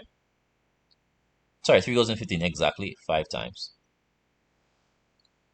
That's our solution right here. All right, so we can actually find a little space there. Sorry about that. On the number line, what numbers we're going to write up? We're going to put on it. What are the two numbers we're working with? 3 and 5. 3 and 5. Circle, circle. What do we do? Shade any or leave Shade blank? it. Shade. Shade both. both. Shade and both in between and and the between. line in between. Yeah. Alright. 3 less than x less than equal to 5. That's it. See, nothing hard. That's all, right?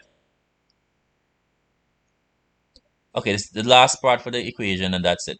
So go back up there for 1 second. Huh?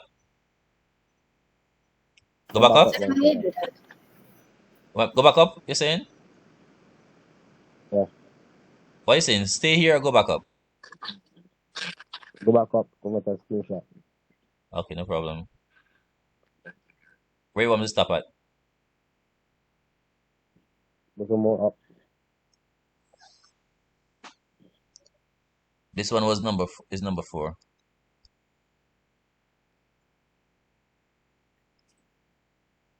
Then get no. Okay. Unless you're watching the video, probably that's gonna look messy to really understand. Okay, so k is equal to the square root of y times w times h over 5. All right, remember we're talking about what's affecting everything else, the shoe first, then the socks off, then, so same thing, same concept here. What's affecting everything here over this side? Look over this side. What's affecting everything over here? What operation? The square root. The square root. So you have to move that first. When you transpose it to the other side, what it becomes? Squared. Squared. Very good. So y times w times h over 5, right?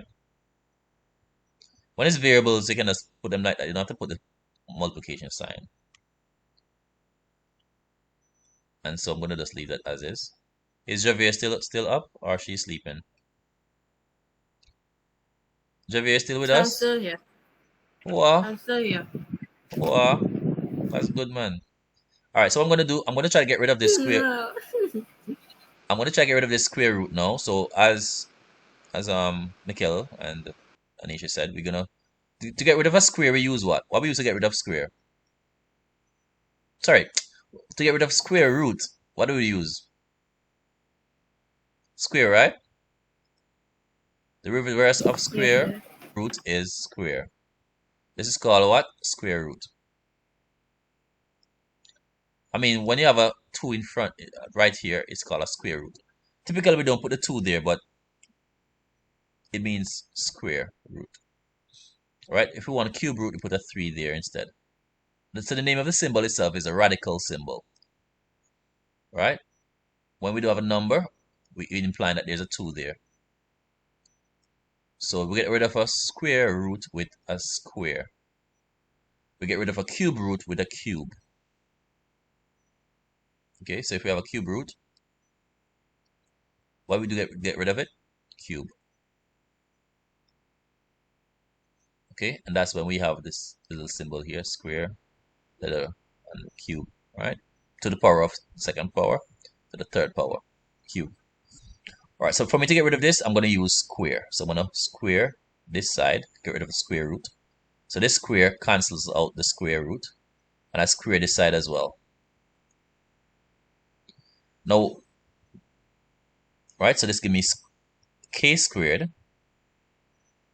is equal to y times w times h over 5. Now, it seems as if the square root was transposed to the other side as square. That's all.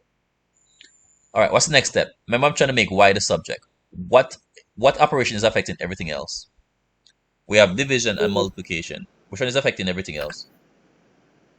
Division. Division. So for me to get rid of, what do I use to get rid of division? You multiply. Multiplication.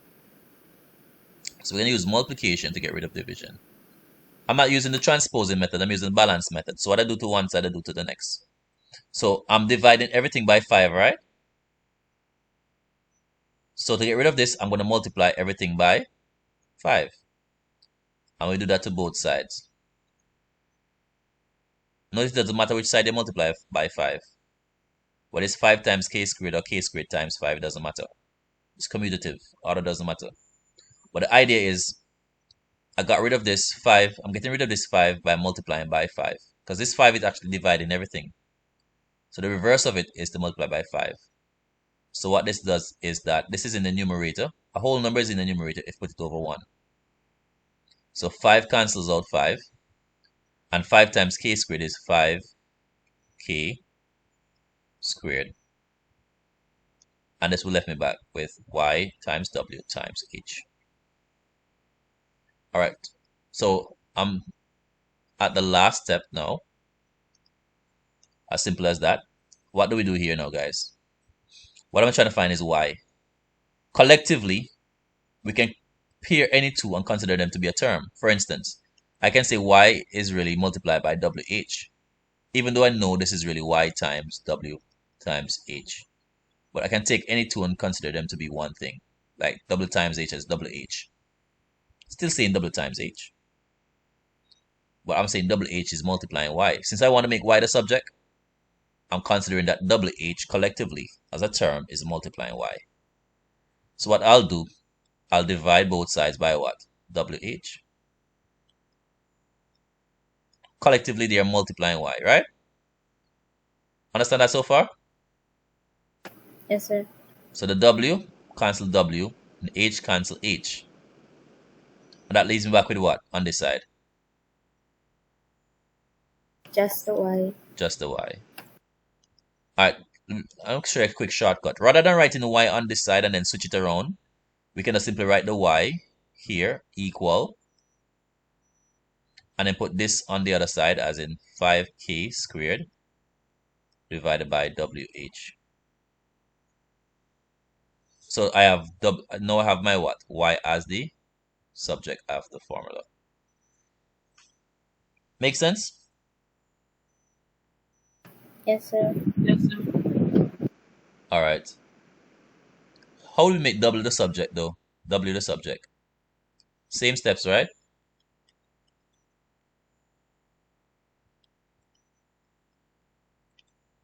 How we make w the subject? Balance method still, or I want to use the transposing method for this one?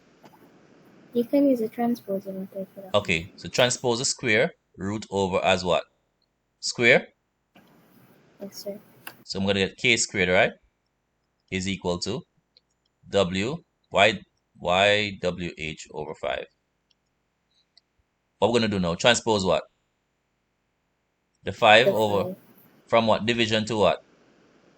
Multiplication. Multiplication. So it'd be 5k squared. It's multiplying k squared equals ywh. What's my next step now? I want to find what? Make W. w the subject, right?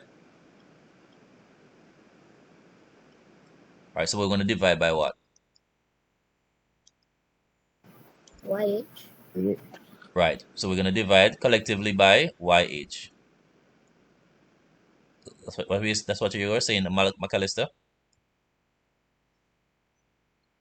I'm dividing by YH because Y and H are multiplying W. Go ahead, McAllister. You have a question or are you saying something? No. Alright. So in other words, I could have written the YWH as what? WHY, ain't it? I don't like how that looks. I look like the question why, but yeah. And I want to find, so I could have written it like this. This is the same thing as 5k squared equal YWH. Just that the order doesn't matter with multiplying, remember?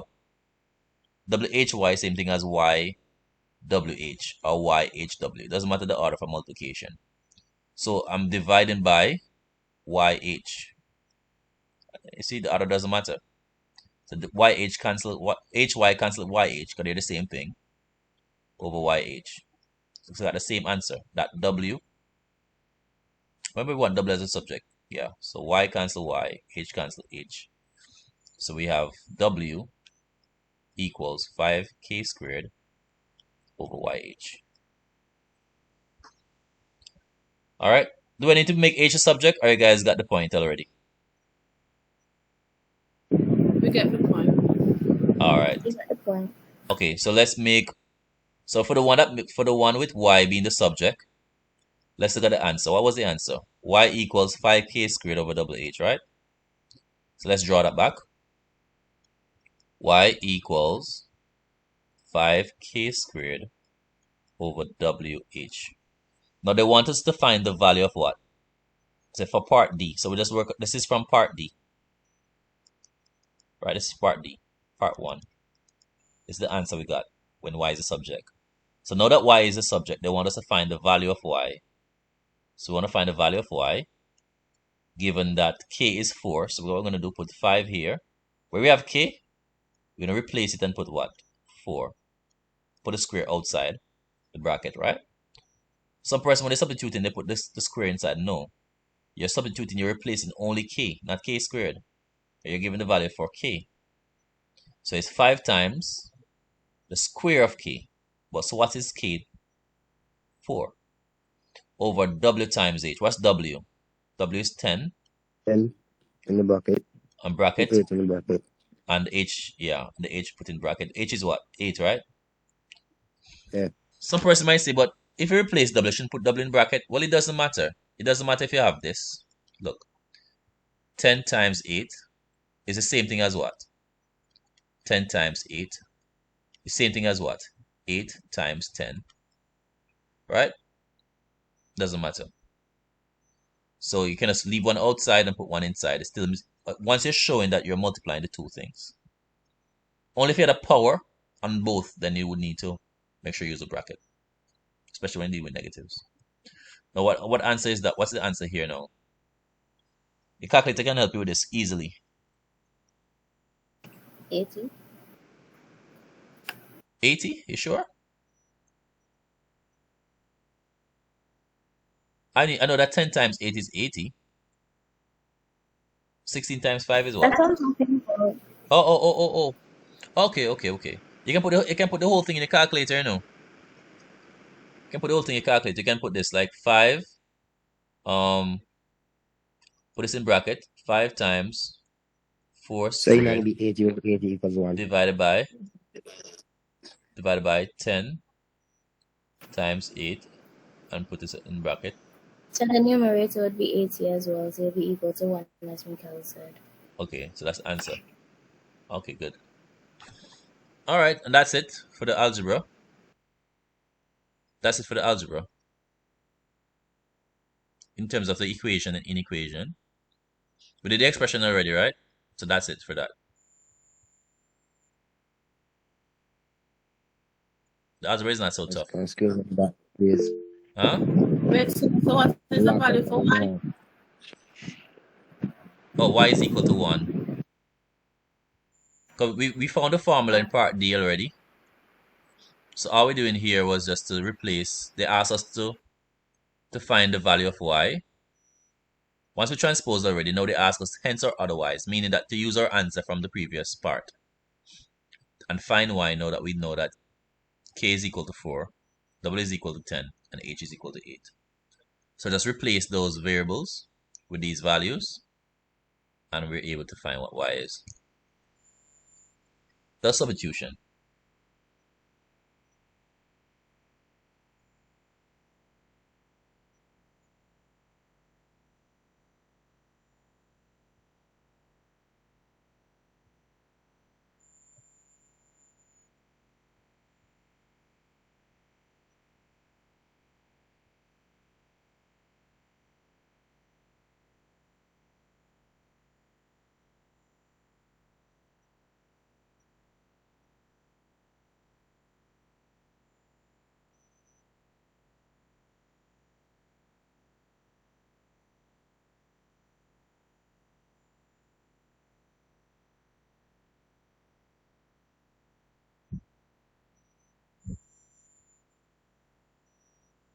Sir, Yeah?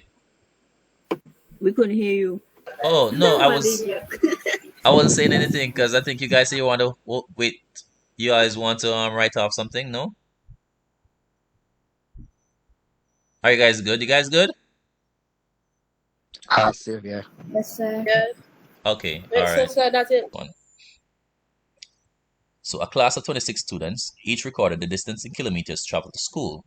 The distance to the nearest kilometers is recorded below. So each student, or each of the 26 students, recorded the distance that they had to travel to school. So these are the distances.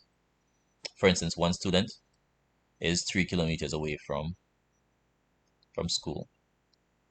The other, let's look at this one, is 8 kilometers away from school. All right, and so forth. So the first thing we're going to do now is let's complete this column quickly.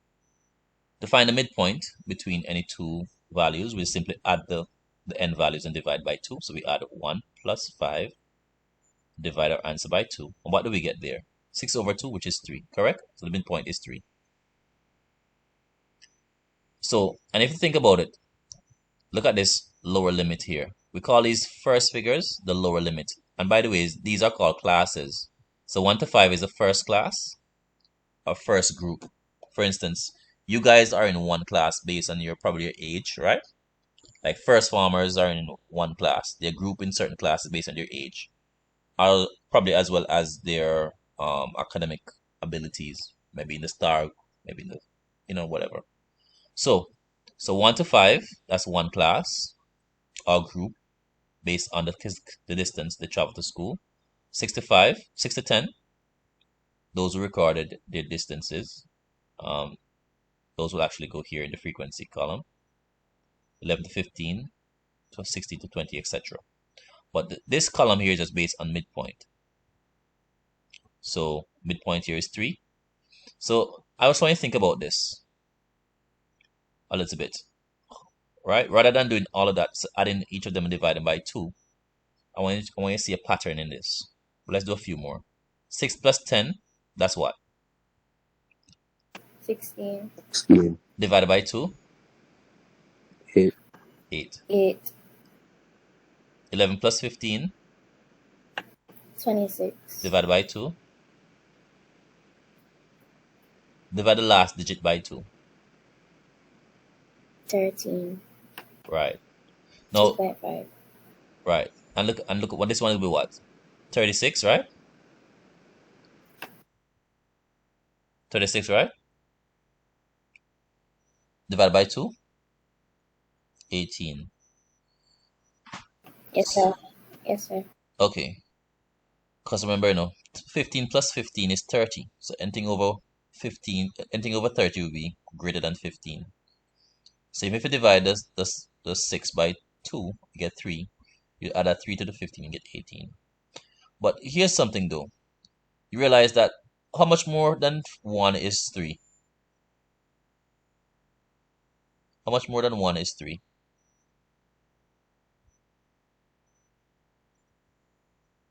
Two. How much more than 6 is 8? 2. 11, 13 than 11. Same 2. Alright, so we can actually just do what? To each of these lower limits. Add 2. Add 2. Subtract 2. Well, we can subtract 2 from the upper limit, yes, we could do that. But to the lower limit, we can add 2.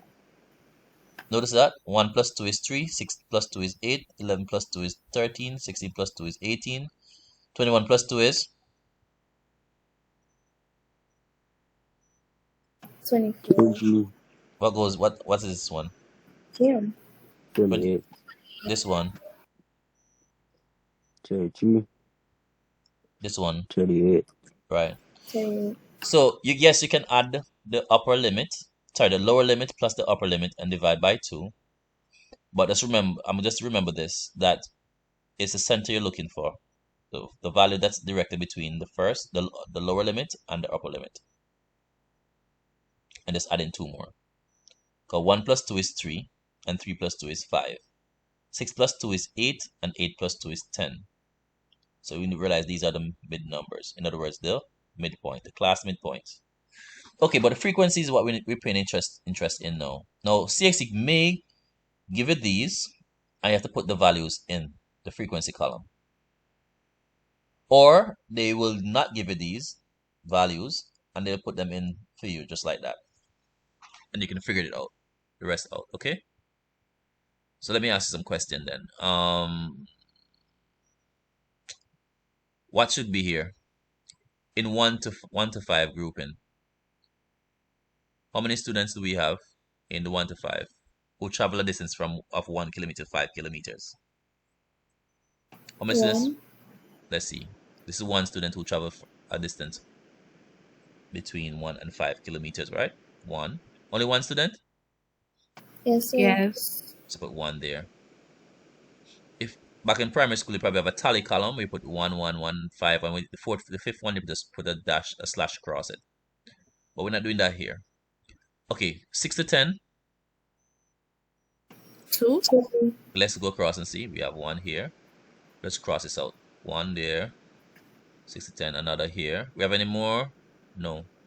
That's 2. Okay, what about 11 to 15?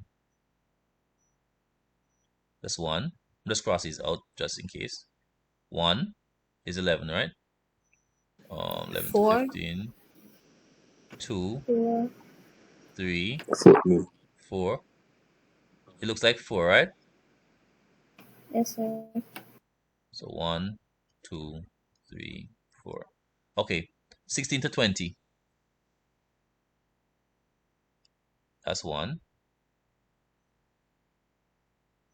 2, 3, 4,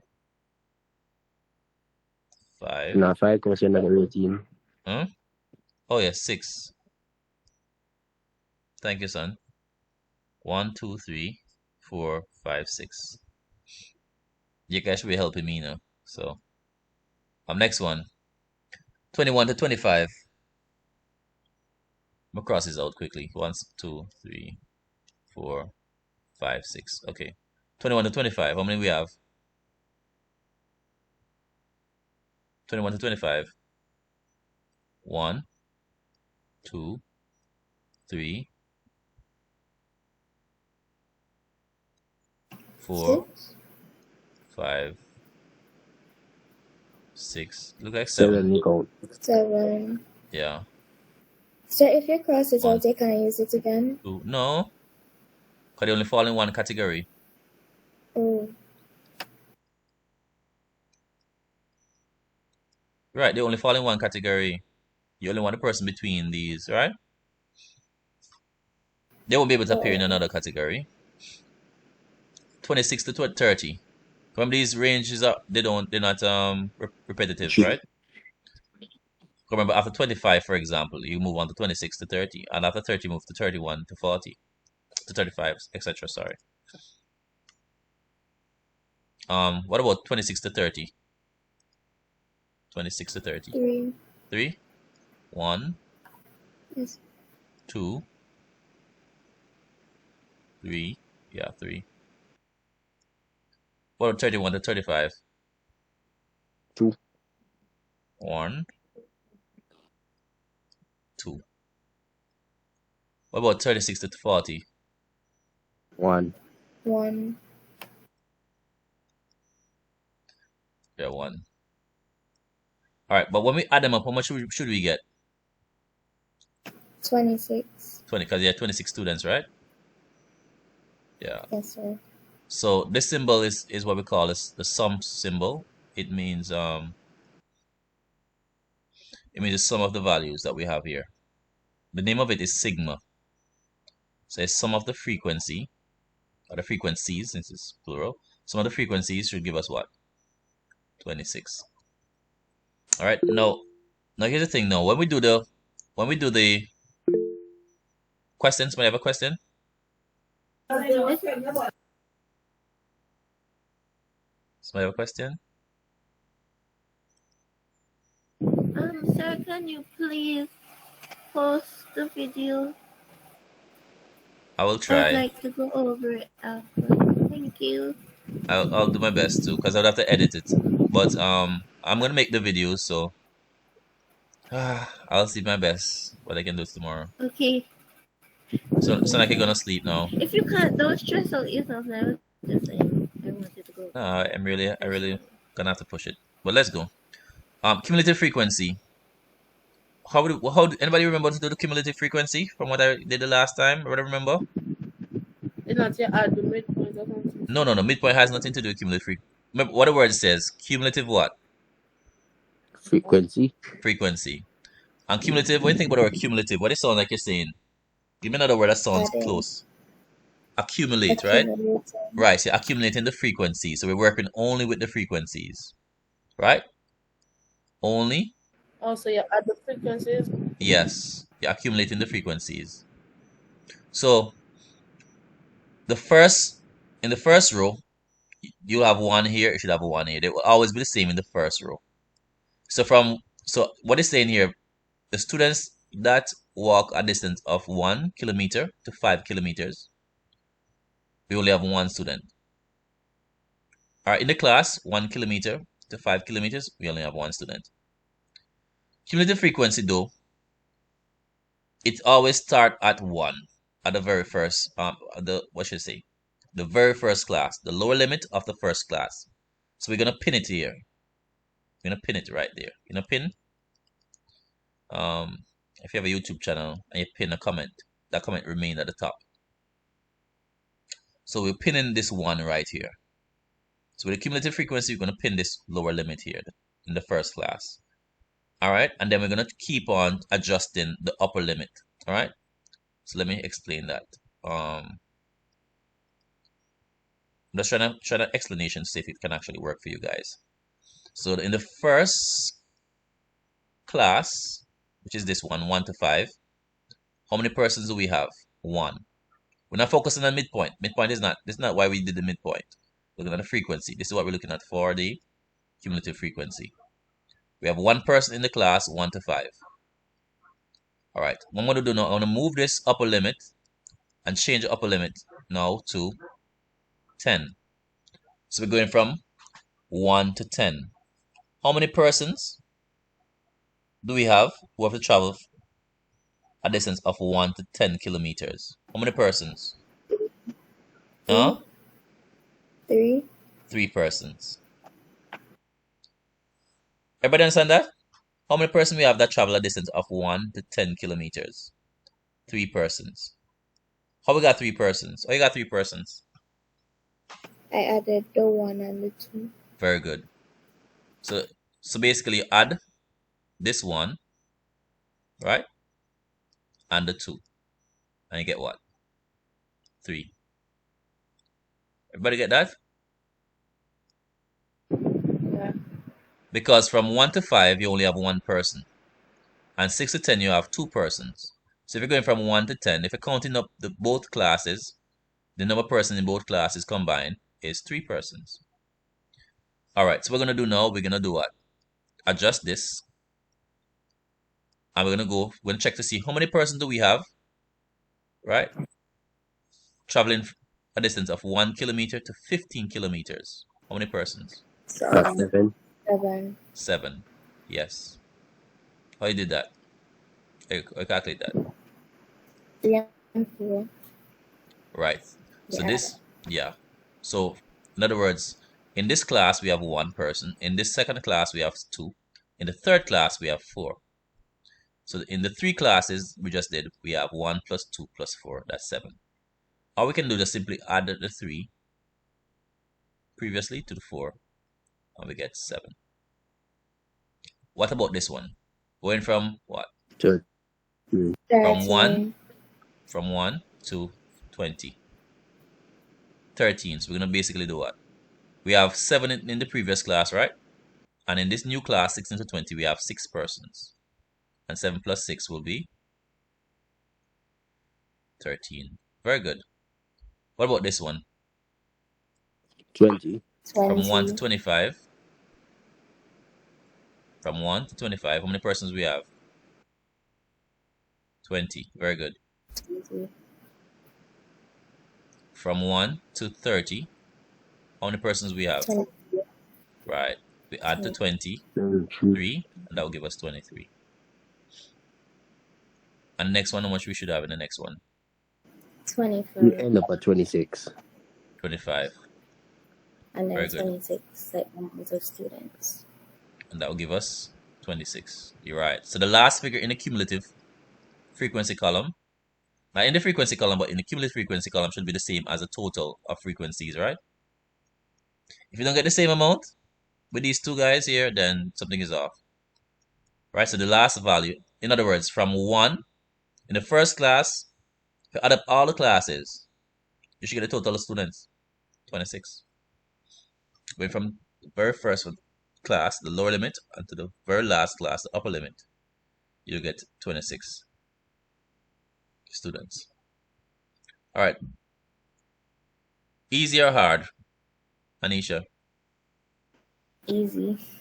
First one I heard you say easy too. All right. Okay, here's this one now. So we're not the only thing we use the midpoint for is when we're calculating the mean, okay, Anisha? We use the midpoint. Yes, sir. But otherwise we're not using it. All right. So focus on just the frequencies and cumulative frequency. All right. So here's this one. State the modal class. Mode means what? The most, right?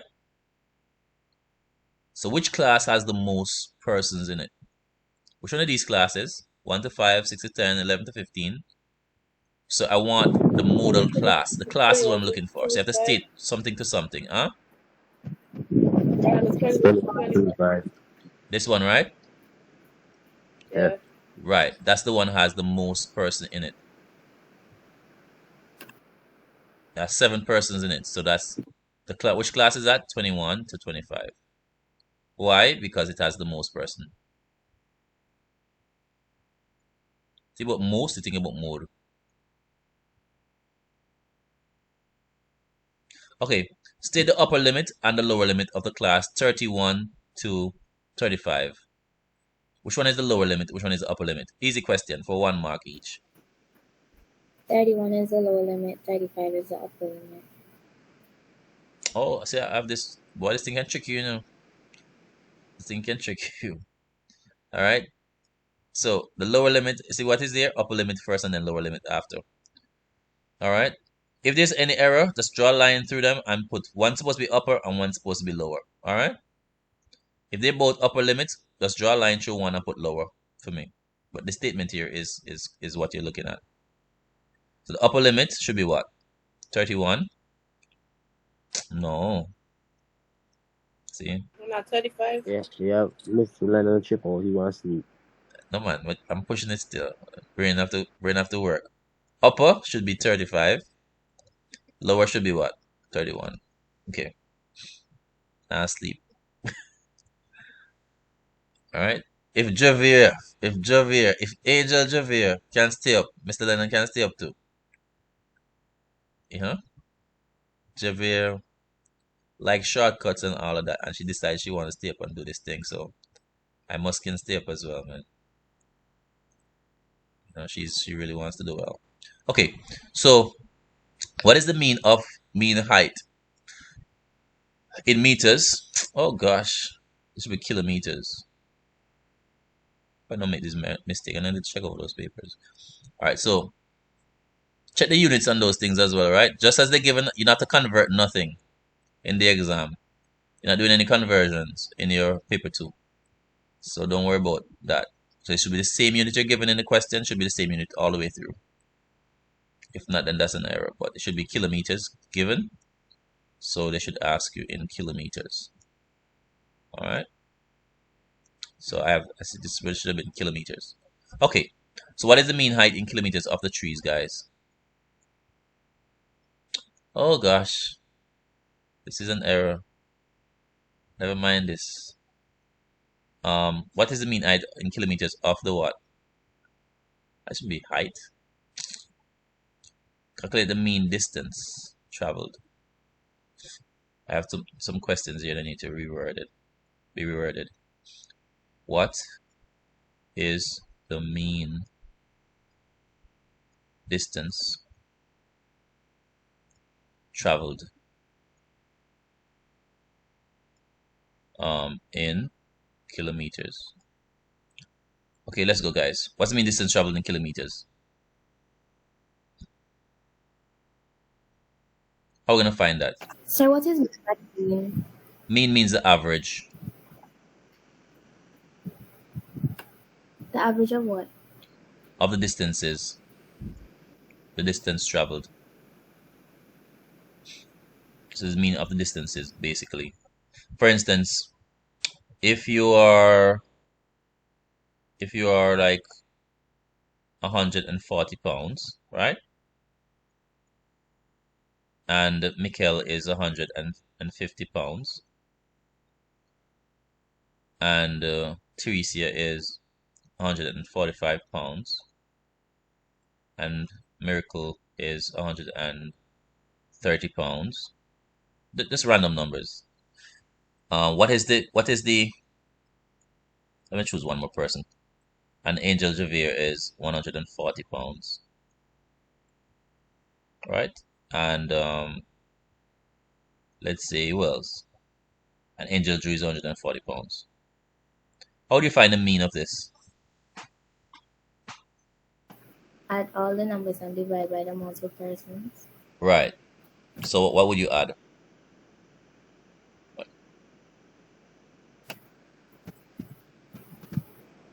But here's what mathematicians are lazy in a certain way, in a efficient, but not really lazy, but they're efficient. They like efficiency, so they don't like too much work. They want to cut down on the work, right? So what they'll do, rather than saying 140 plus 150 plus 145 plus 130 plus 140 plus 140, they'll just simply say what? 140 times what? 3. Understand that? Because 140 plus 140 plus 140 is the same thing as 140 plus 3. Multiplication is the same thing as repeated addition. So when you're multiplying 140 by 3, what you're really saying is 140 plus 140 plus 140. You're adding 140 3 times. So you will produce the same answer. Right? Understand that? Yes, sir. And 150. Let's say this was 152. Maybe what? 150 times what? Times 2, right? The same as adding 150 plus 150, which is 300. Understand that? Yes, sir. And then we have what? 130 remaining. Right? 130 just by itself. Or we can say 130 times 1. Or just put it as just 130. Divided by what? The 3 plus the 2 plus the 1, that's 6, right? And that will give us the mean. Right? The dash over it means the average of the data values, which mean the mean. Alright? You understand that now? What I did there? Yes, sir. Alright, so that's a concept. Wait. How you get the 140 and the 150 and then something? Last like what? Oh, I just made up an example. I just made up an example. Oh, yeah, just good. Okay, yeah, like what? These are the pounds of several persons in the class. And what I'm saying, rather than saying 140 plus 140 plus 140, I just say 140 times 3. And rather than saying 150 plus 150, I say 150 times 2. And we have one single 130, so 130 times 1 divided by the number, right? The same thing as saying 140 plus 150 plus 150 plus 130 plus 140 plus 140 divided by 6. But because I repeated numbers, I just multiply by the amount of times I repeated it. Okay? So it's the same concept that we're actually going to use now. Same concept that we're going to use to do the mean. Alright?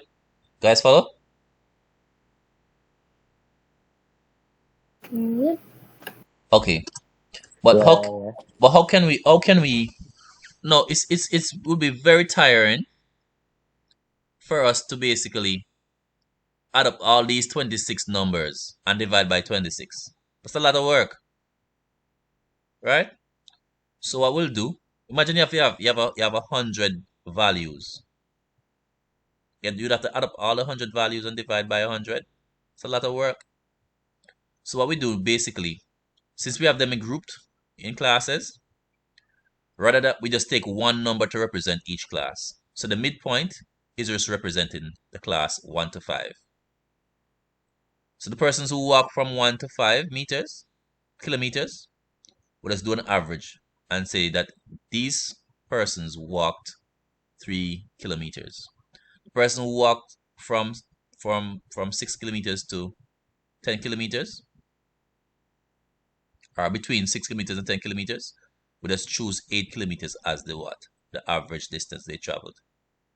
So all of these are just the average distances. They basically represent the distances traveled by the students. The midpoint just represent each class. So we're not gonna use 1 to 5. We're just using 3 as a midpoint. So the same thing. So we're really saying this one person here, Anisha, this one person Yes, here, sir. this one person traveled a distance of what? 3 kilometers, right? Yes, sir. Although it's not really 3. Is it really 3? Oh yes, it was really 3. You see, it's actually worked out. These two persons travel a distance of what? 8 kilometers, right? Yes, sir. But the person who traveled from 6, that one person traveled 8, and the other person traveled what? What was the other person? 8 and it was 2 persons that traveled from 6 to 10. Let's see. We had 8. Oh yeah, 8 and 6. And 8 and 6 is basically 14. And 8 and 8 is 16. So it's not really too far off. Alright? So it will give us a good approximation of the real mean. So this is how we do it, Anisha. To get the mean distance is traveled, what we're going to do, we're going to multiply what? We're going to multiply 1 by 8, 1 by 3, right? Mm-hmm.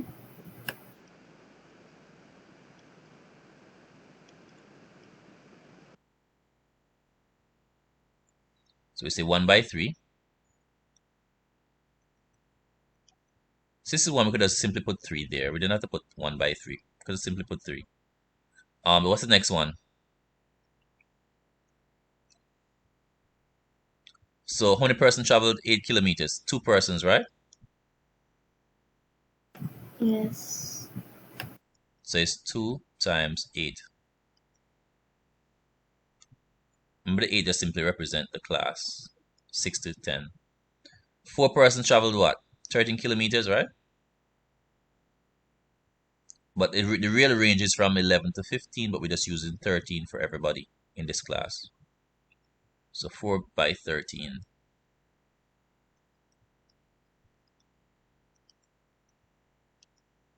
So it'll be 4 by 13.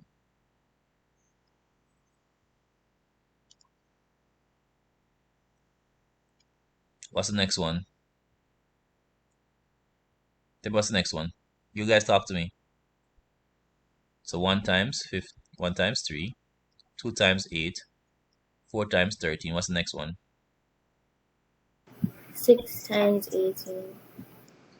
6 times 18. The next one?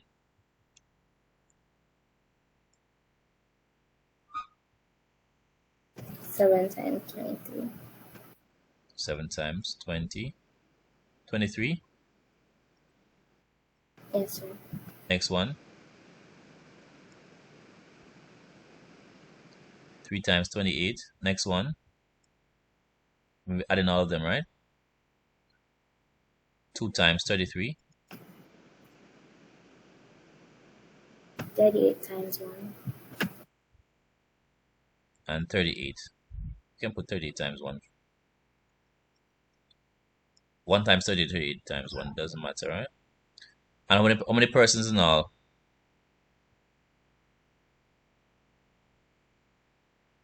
Can you see? 26. Yeah, 26 persons, yeah. So let's put this in the calculator for me though, please. How much do you get over 26? Okay, to get functional like Of course. I just press equal and then add, continue adding.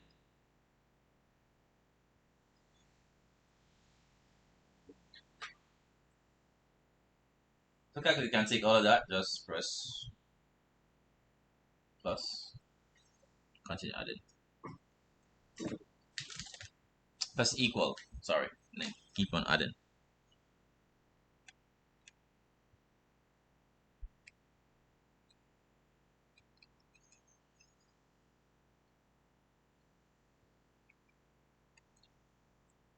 I want more than one of you to do it so that at least we can compare the values.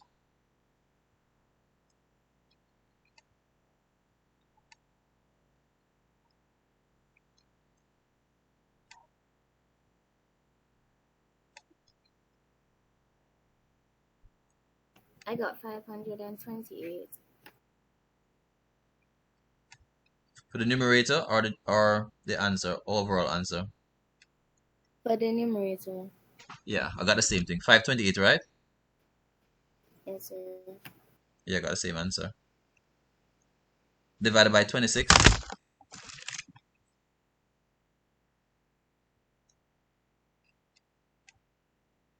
20 if you're on the top.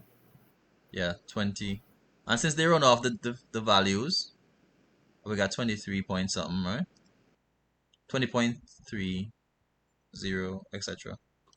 Since they run it off in the nearest Servants. kilometers, then the answer will be approximately.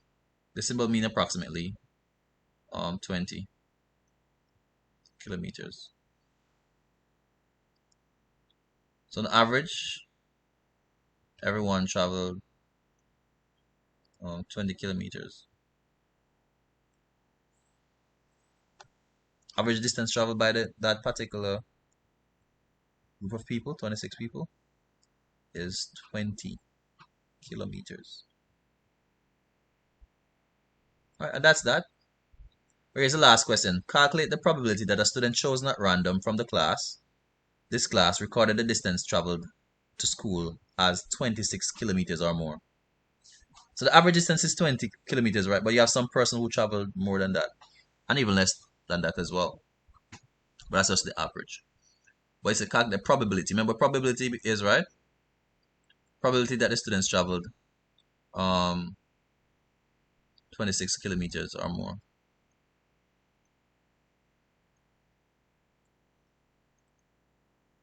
Right?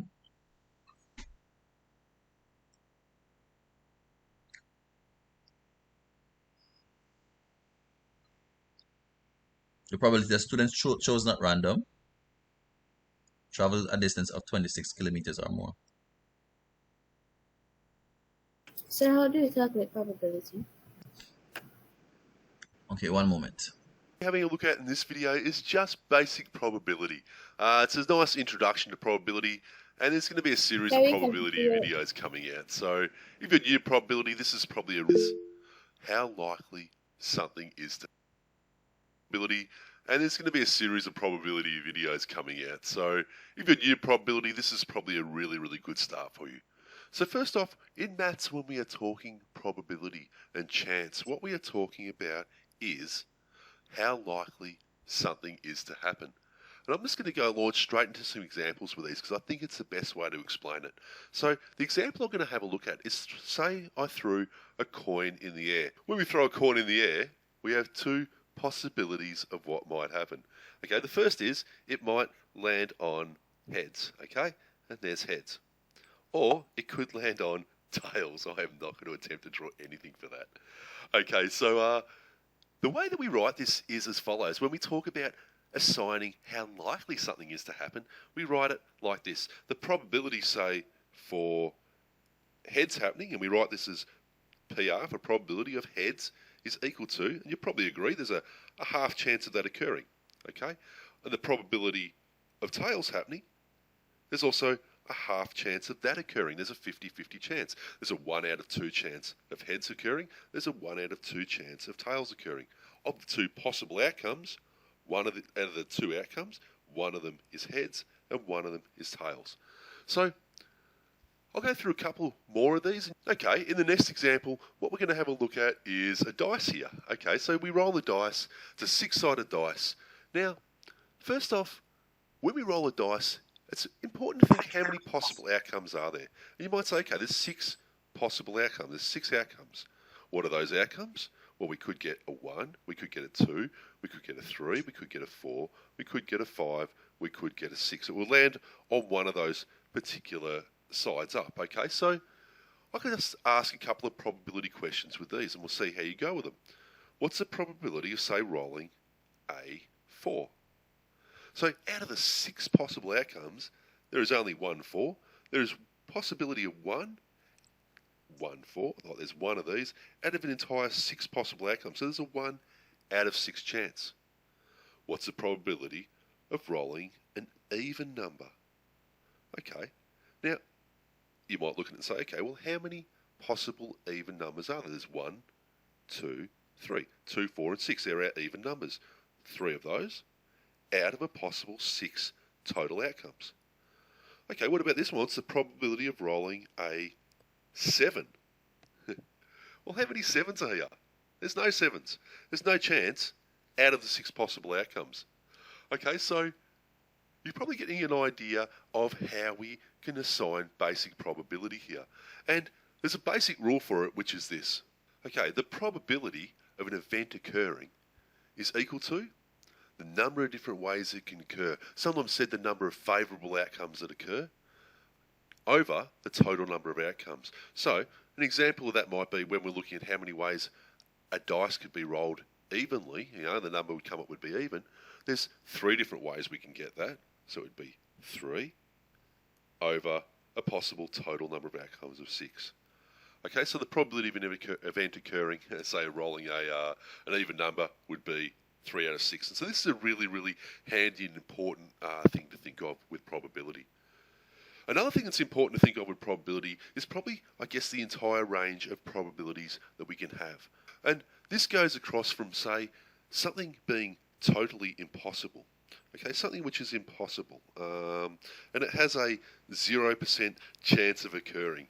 Okay, whether it is with a dice, I said, what's the chance of you throwing a 7? And you'd say, okay, there's a 0 out of 6 chance of that occurring. We would say with this that there is a probability of 0. It ranges right through to over here where we could have absolute certainty. Okay, I guess I will just write that down as certainty. Okay, there's a 100% chance of it occurring. With a dice that we roll any number between 1 and 6. There's a 6 out of 6 chance of that occurring, and we would say with this that the probability is equal to 1, because 6 divided by 6 is equal to 1, and 100% decimalised is equal to 1. Now, in between that, I guess you could actually then say, well, halfway in between that, I guess here, we have that 50% chance of something occurring. Okay, it's a equal chance of it occurring, I guess equal. The probability you can think of being 3 out of 6, say, rolling a even or a number, or then even rolling an odd number. The probability here would actually be 0.5. Now, you're going to see here, as we go between here, as we go from equal chance this way, things become increasingly unlikely. And as we go this way, things become increasingly likely to occur. It's an important thing to get, because a bit later on, it saves you a bit of work in terms of, there's certain things where if you know that the probability of something occurring, or the total probabilities are 1, it's really, really handy for working things out a bit later on. So just trust me on that. So I'm going to get you to do a few examples with this. Okay, for the first example, I'm going to pretend we have some marbles. We have 4 red marbles. We have 2 blue marbles, and we have... So the classes that recorded, actually the students who recorded digits of 26 or more will fall in which categories? This one. What else? 31 to 35. Anything else? And 36 to 40. Right. So how many students we have in this category? 26 to 30. We check the frequency. 3. 3 students. How many students we have in the 31 to 35 category? 2. 2. How many students we have in the 36 to 30? 1. 36 to 40? 1. So how many students in total recorded the distance of 26 to 40? How many students? 6. 6 students. Somebody's saying So I something. think Teresa has a question. She said she's going to bed. Teresa.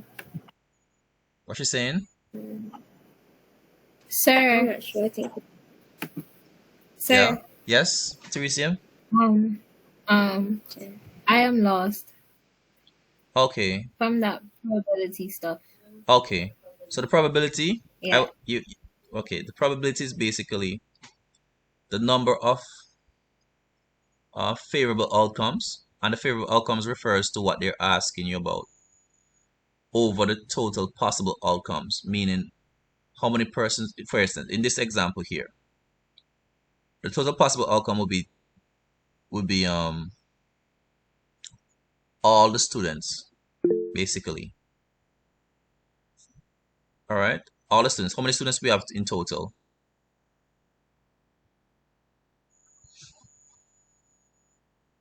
How many students we have in total? How many students we have in total in this example question? Don't text, talk to me. I'm not reading the chat. Come on, guys, talk to me. Hello? Somebody talk. Somebody just There is read. probability on the paper. Okay, let's go back up. We've been using this information for a while, so I'm assuming that you were following. A class of 26 students. A class of 26 students. So we have a total of how many students? 26. 26. So what they're really asking, out of the 26 students, how many students recorded a distance of 26 kilometers or more? So these 3 students here, they recorded a distance of what? 26 to 30, correct? Yes, sir. These 2 students recorded a distance of what? 31 to 35. And this one student fall in this category, 36 to 40 kilometers. So we have a total of how many students recording distances from 26 to 40? 3, 5, 6. We have 6 students. So 6 out of 26 students recorded a distance of 26 kilometers or more. So that would be the probability, basically. Okay, and you can simplify that further. You can simplify that as 3 out of 13 when we actually divide that in. If you put it in your calculator, the calculator will put it for you. 6 ABC 26, it will give you 3 over 13. If you leave it at 6 over 26, I'll still give you full mark, but if you can divide both by 2, I get 3 over 13. Alright, so that's the probability. So let's say do you understand that now, Teresa? Somewhat. Okay. Alright. So you Sir? you fell asleep while the video was going on, I heard you. So I think that's what happened, right? Yes, sir. Okay, so let's say we have a class of students. Let's say we have 30 students in the class, right? We have 10 boys and 20 girls. If I close my eyes, let's say the students all move around the classroom, and I close my eyes, and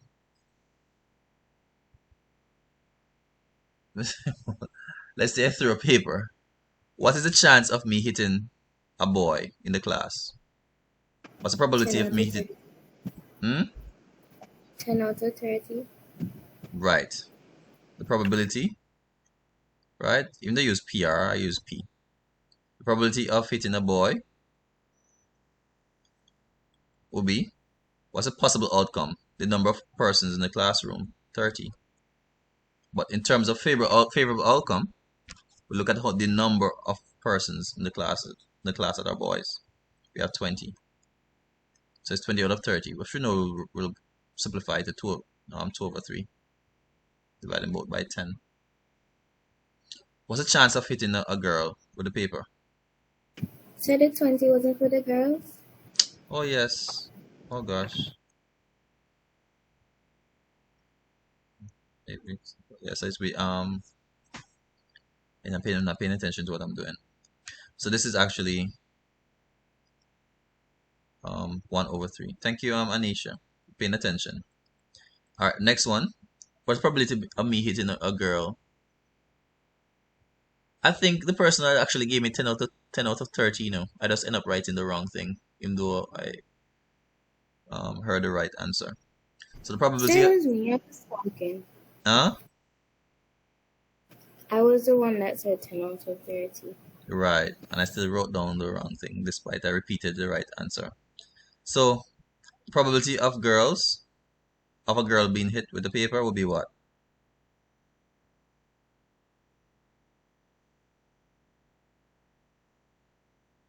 How many persons in the class? 30, right? 20 out of 30. Right, which would be 2 out of 3, right? If you add the probability of a boy being hit by the paper to the probability of the girl being hit by the paper, right? It would be what? A probability of 1, or 30 out of 30, isn't it? Meaning that the chance of hitting a person is 100% chance of hitting a boy or a girl. Okay, so that's the idea there. Okay. So if I have some marbles, 1, 2, 3. I have 3 green marbles. I have 3 says you're up. I'm trying. I have 5 purple. I have 5 purple marbles, and I have 2 red marbles. Right? What's the probability of me? I put them in a bag. I close my eyes, put them in a bag. What's the probability that I'll get a green marble? You answer this one. Answer this one, Teresia. I put these marbles, these 10 marbles, 1, 2, 3, 4, 5, 6, 7, 8, 9, 10 marbles in a bag. I close my eyes, and I pull out. I take out one. What's the probability of me getting a green marble? 3. Hmm? Would it be 3? It'd be 3 out of how many? Out of 3? No. If it's a 3, Oh. if it's a 3 out of 3, that means you say there's 100% chance of me getting a green marble. 7. 7? 7. No. Where you get 7 from? Okay, let me explain. What's a total possible outcome? Okay, in other words, the total possible outcome is referring to the amount of the quantity that we have. Right? Okay. So it would be 10. Right, so 3 out of 10. Okay. It's like you have a coin, and you're saying, okay, if I flip the coin, what's the probability that I'll get a head? If I flip a coin, what's the probability that I'll get a head? 1 out of 2, which is a 50-50. Right? How many sides are there to the coin? What are the possibilities then? What is the possible outcome? What are the possibilities? I could get what? I could get a head. Or I could get what? Tails. I could get tails. So how many possible outcomes are there? 2. 2. Right? But what's the favorite outcome in terms of what I'm looking for? How many do I have? Only 1, ain't it? How many heads do I can get? Okay, how many heads are there on the coin? 1. So it's 1 out of 2. And 1 out of 2 is a half. As percentage is 50%. So in other words, there's a 50% chance of me getting a head. Or a 50% chance of me getting a tail. Got it? Yes. So there are 2 possible outcomes. I could get a head or a tail. So I put 2 here. And how many favorable outcome in terms of, when I say favorable outcomes, you mean like how many heads are there in a one coin? It's only 1. Okay, so what are the possible outcomes? I could get what? 3 green, ain't it? I could get if I'm gonna pick one, there are 3 possible green I could get, and it 5 possible what? Purple, and 2 possible red, right? So the number of possibilities I have is 10. But in terms of what I'm looking for, in terms of green, what are the possibilities? There are 3 possible green I could get. So it's 3 out of 10. What's the probability of me getting a purple marble? 5 out of 10. There are 5 possible purple I could get. What are the number of possibilities? 10. Yep, I could get 3. There are 3 possible green I could get, 5 possible purple I could get. In other words, I get 1 out of 3 possible green, 1 out of 5 possible purple, 1 out of 2 possible red. So in total there are 10 possibilities. But favorable purple is just 1, 2, 3, 4. Okay, 1 out of 5, so 5 out of 10 in total. And the same thing for the red. The red will be what? 2 out of 10. Number of possibilities 10, and a favorable number possible red I could get 2. So that's the idea. Was that helpful, Teresa? Yes, sir. Yes, sir. Okay. So with the probability here is just basically asking us now, okay. Alright, so they're talking about how many possible students could be selected. If you just randomly select a student, how many students do we have that could be selected? If somebody just randomly pick a student, what are the possibilities?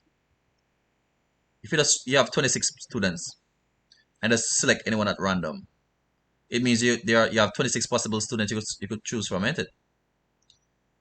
At random, you could select any of the 26 students. So the total possibilities will be 26. Meaning you could select any of those 26 students if you just select one at random. If you close your eyes and just select one, you could select any of the 26 students. So that's 26 possibilities. But how many of the 26 students traveled over 26 kilometers or more? Well, we have 3 students who traveled between 26 and 30 kilometers. So we have 3 who traveled 26 or more. We have 2 who traveled 26 or 31. Let's just start over again. We have 3 students who traveled from 26 to 30 kilometers. We have 2 students who traveled in the range 31 to 35 kilometers. And we have 1 student who traveled 36 to 40.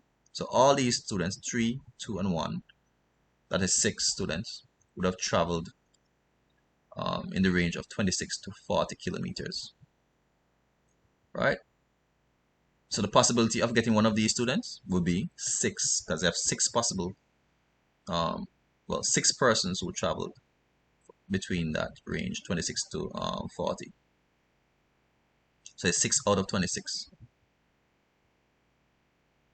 So this would be the probability. Understand? Just like with the marbles, if we had 2 red marbles, it'd be 2 out of the 10 marbles. If it was the purple, since there are 5 purple marbles, then it's 5 out of the 10 marbles. Same concept. Teresa, you got it? Yes, sir. I see what it's up. Yeah? We can't go over to another topic or go home or sleep. Yes, we can do that. You understand this one? The last 2, no, it's going to be blank.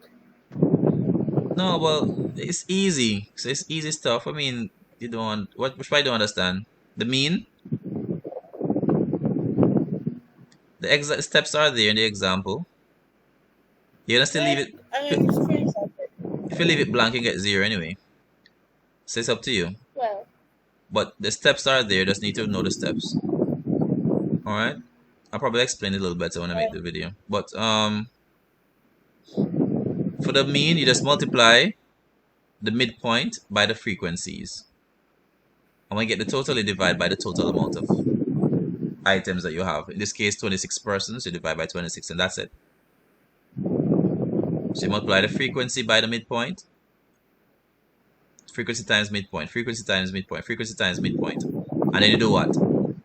You find the total and divide by 26. And then for the probability, that one is easy. Look at the total persons or total whatever amount they have.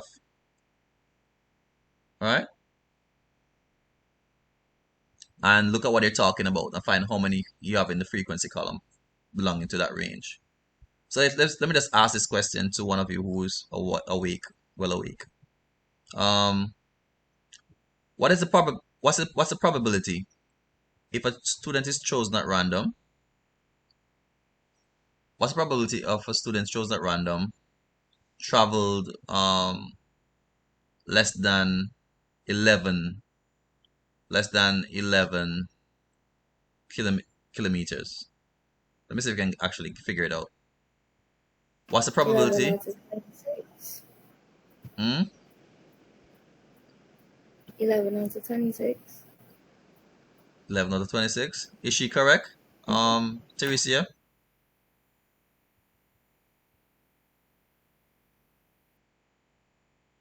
What's the probability that if you were to select a student at random, that student would have traveled less than 11 kilometers? Less than 11 kilometers. Before it was 26 or more. But now I'm saying less than 11. Another way of saying less than 11, I could say 10 kilometers or less. Right? Probability of a student traveling 10 kilometers or less. Or I could say less than 11 kilometers. I think it's better to say 10 kilometers or less since we round up the figures. 10 kilometers or less. So where do you look for 10 kilometers or less, right? Look for 10 kilometers or less. So 10 kilometers or less, which classes were we looking at? Which classes are we looking at? Teresia. Where do we have 10 kilometers? Remember, these are the kilometers, you know. Distances, in kilometers, 1 to 5, 6 to 10, 11 to 15. These are the kilometers. Does this apply? No. This is way over 10.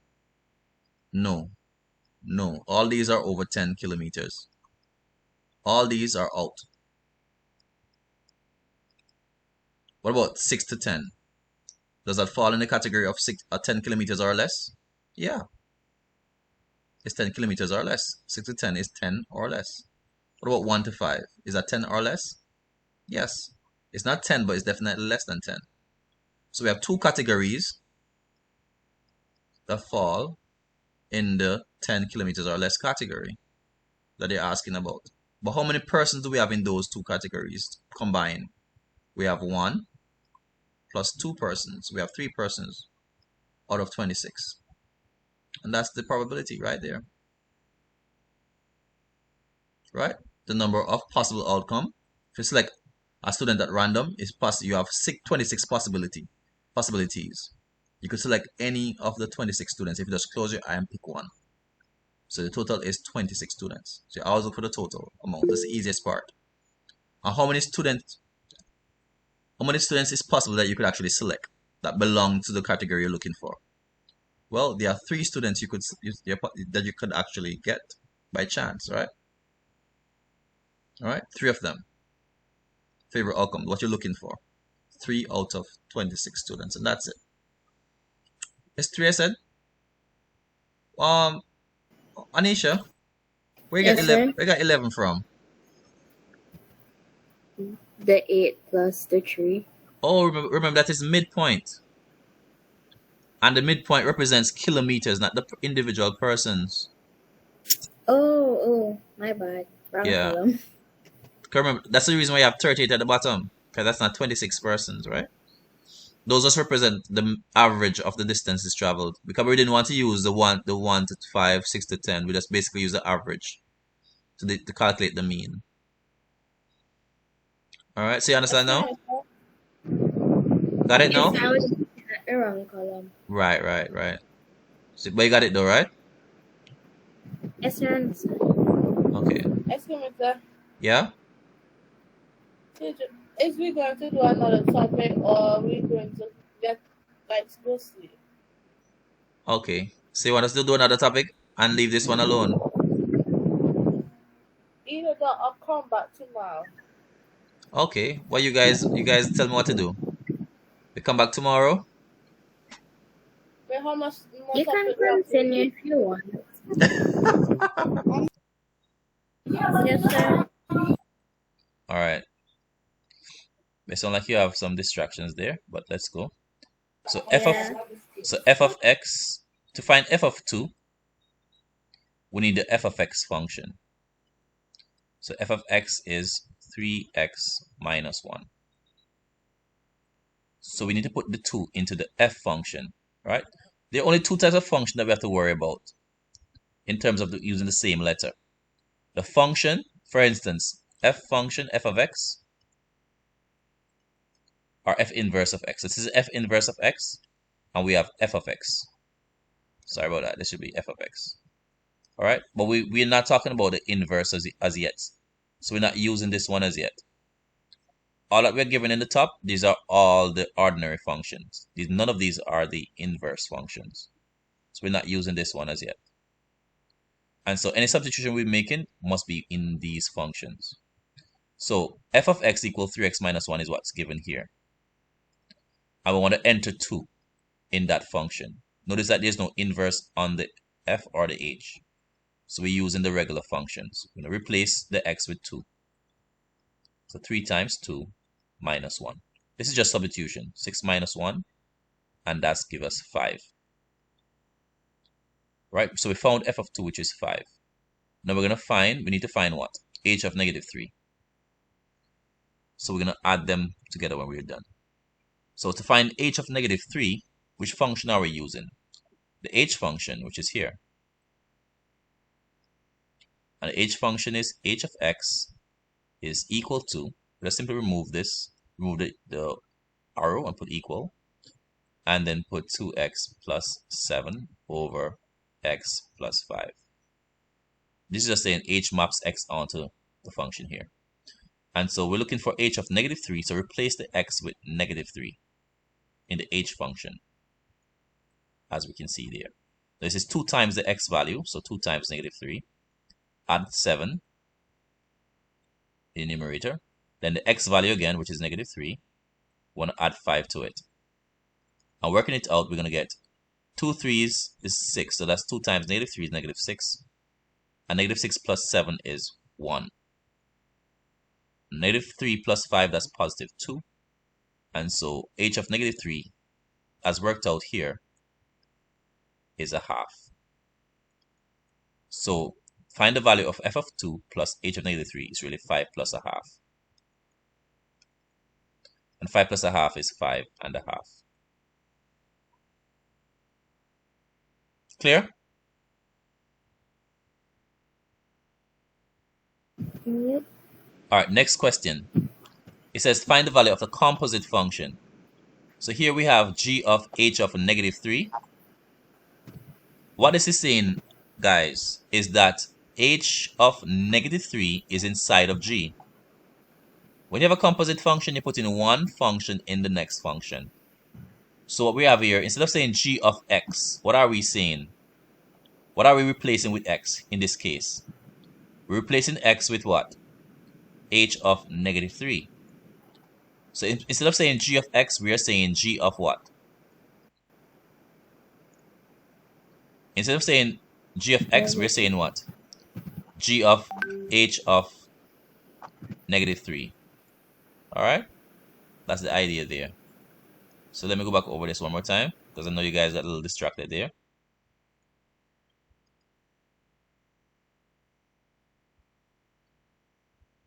Let's go again. So the composite function, g of h of negative 3, let me write it here, because I'm looking space. G of h of negative 3. Do we know what g of h of negative 3 is? Sorry, back over this again. Do we know what h of negative 3 is? This one. Yes, which is a half. What is h of negative 3? Uh-huh. It's right here. Thank you. So we can replace the h of negative 3 with what? Half. Right, so we're going to replace the h of negative 3. Sir? Yes? Sir, sorry to disturb you, but some persons would like me to inform you that their current is off, so they never got the class. It just, you know. Oh, that's fine. I'm not really Mine able... as well, but I'm on data. Oh, understand. Which area? Well, never mind. Which parish y'all in?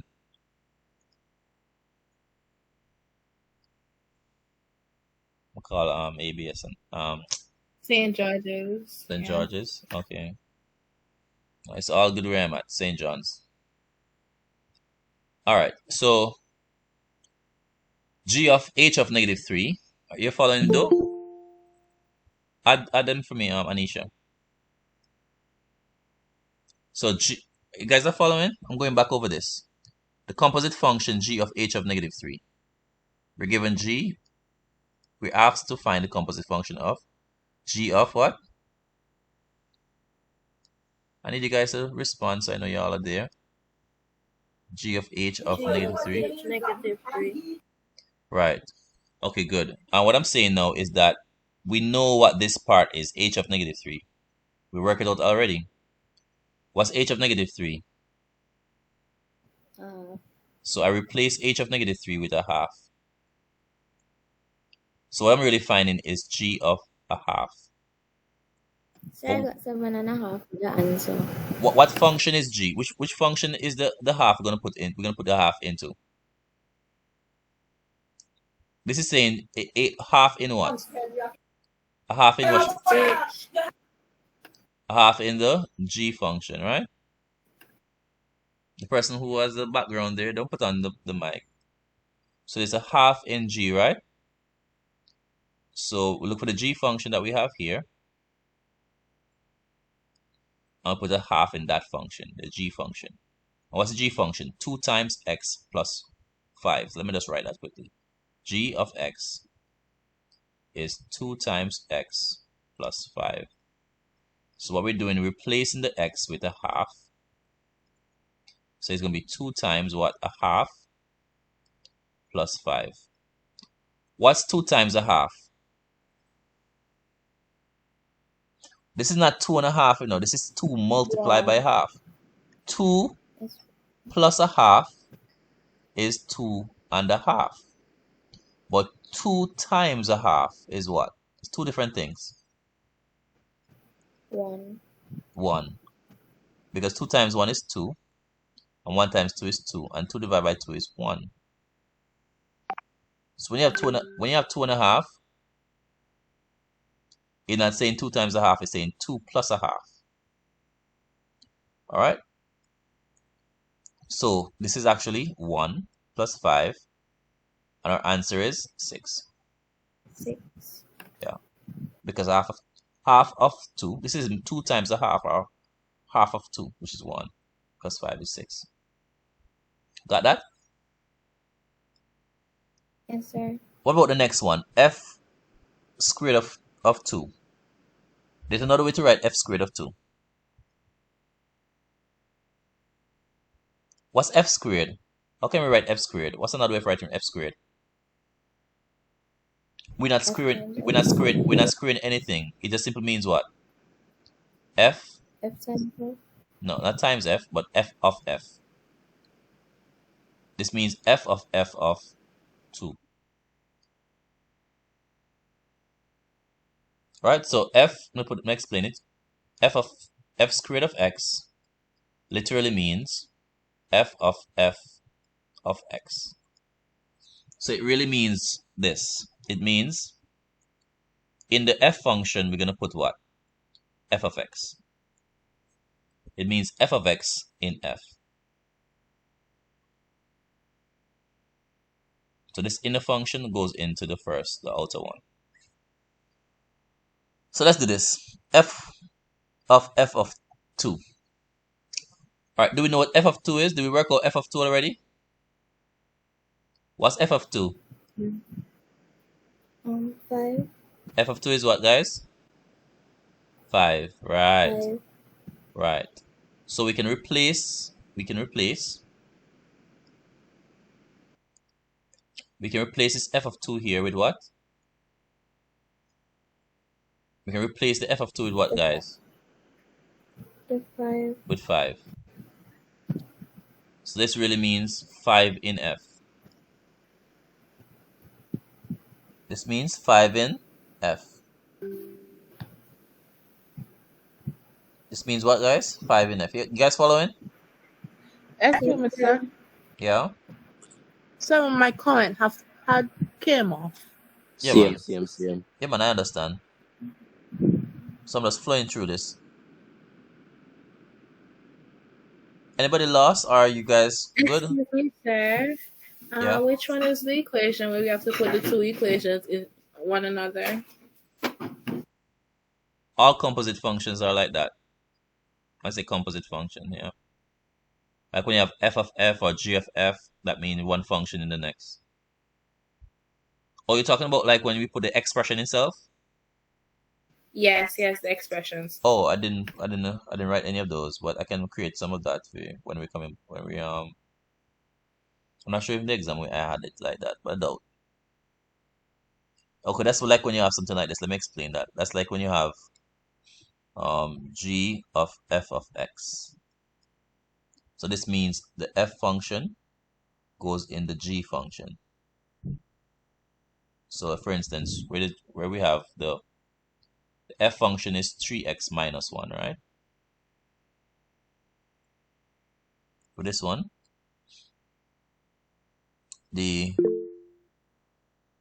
like g of f of x, it means you're gonna get the g function. What's the g function? 2x plus 5.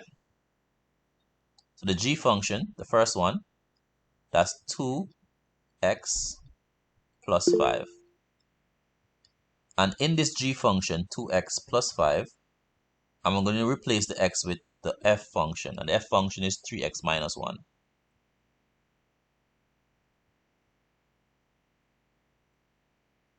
Alright, so I'm going to replace that with 3x minus 1.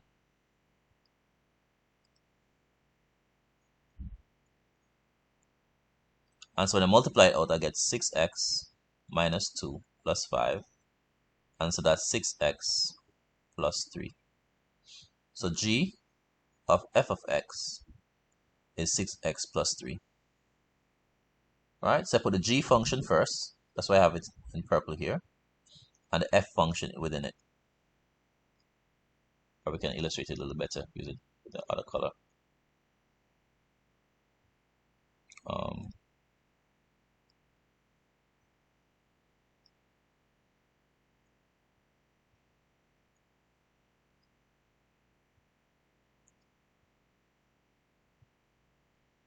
Alright, so I just basically replace so I have the g function, I write that first, which is 2x plus 5. And the f function, which is 3x minus 1, I put it inside of g, as you can see here. Then I use distributive law and multiply out the bracket. And get 6x minus 2. Then I add the minus 2 to plus 5 and get plus 3.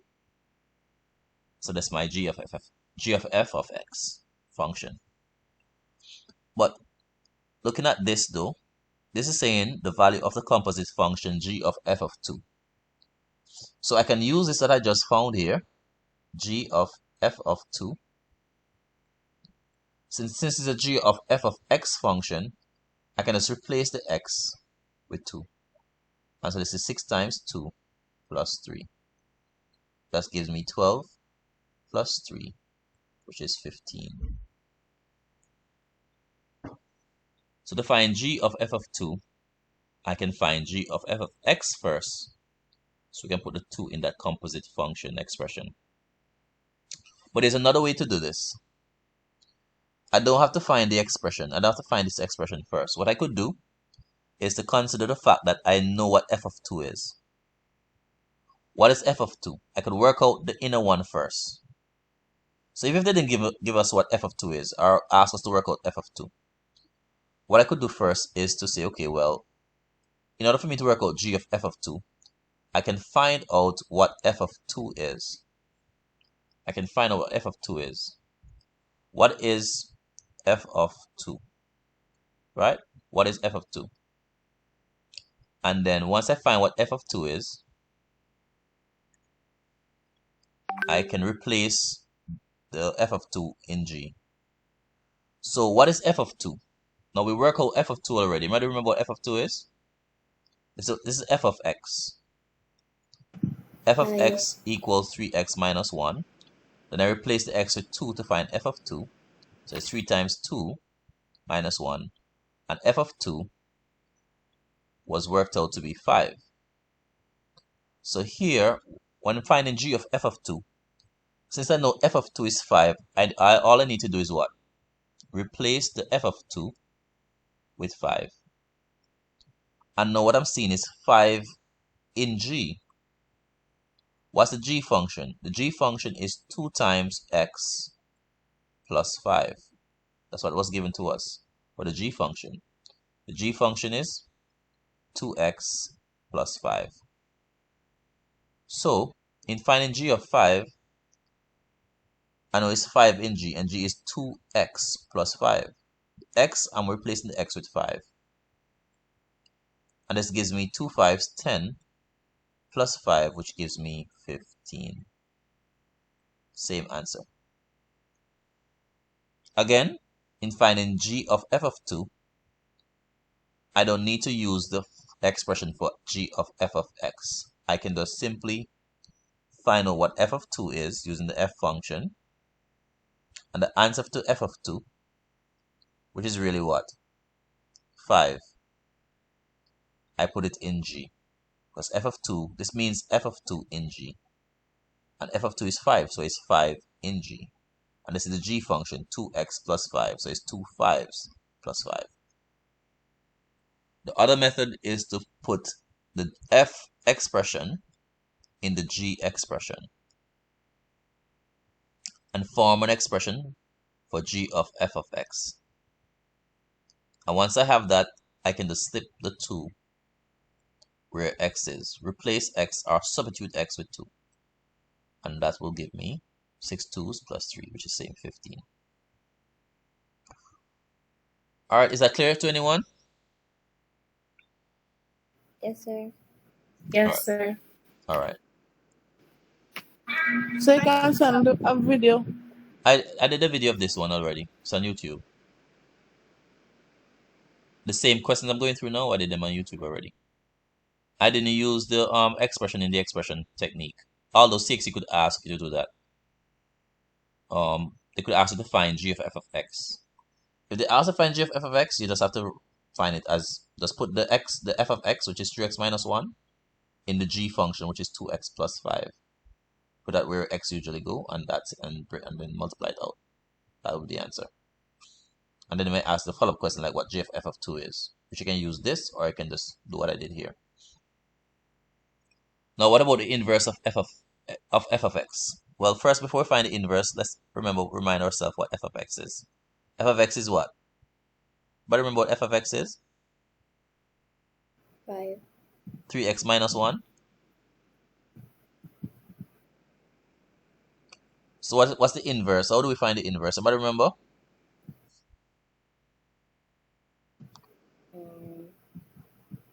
You transpose? Sure, but you can give me the answer. You can look at it and give me the answer. What's the inverse means what? The inverse of the operation. What operations do we have? We have subtraction and multiplication. So the inverse should have what? What's the inverse? Addition. That's the inverse of subtraction. What's the inverse of multiplication? Division. Right. So what's the inverse of f? Would it be positive 5? Well, we have to use x inside of it. So what do we say? X equals positive 5. No, it's just an expression. Just like we have this part. Inverse of f will be equal to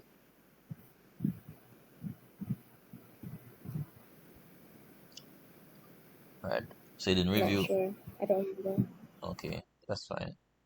Alright, step 1 is to change f of x to y. Change f of x to y. You remember that? What's the next step? After we I change, didn't to understand all of this. So, well, it's not a thing that is really to understand. It's to remember the steps. That's all. So it's not really a understanding question. A question that needs understanding. It's just a step, several steps to take from rote memory. So you just have to go over it several times. Like you can do one, you can actually write one question and go over it several times until you get it. Alright, so you can say f of x is equal to, change f of x to y. That's step 1. So where you have f of x, you're going to put y. So y represents f of x, the function of x. In other words, it means when you operate on x, you get the y. The next step is to interchange x and y. So where you have y, you put x. And where you have x, you put y. This is where the inverse comes in, because you now interchange y and x. So step 1 again, change f of x or g of x or h of x, whatever function they give you, to y. And then the next step is to interchange x and y. And the last step is to make y the subject, the new y, because this y now, since you interchange them, this y really represents the inverse of f of x. So we're going to try to make this y the subject. So what do we do? To make y the subject, we move the minus 5 over. Since minus 5 is operating on 3y. So minus 5 goes over as plus 5. So we have x plus 5 equals 3y. And to find y, what do we do next? What's the next step? Or what do we do to find y?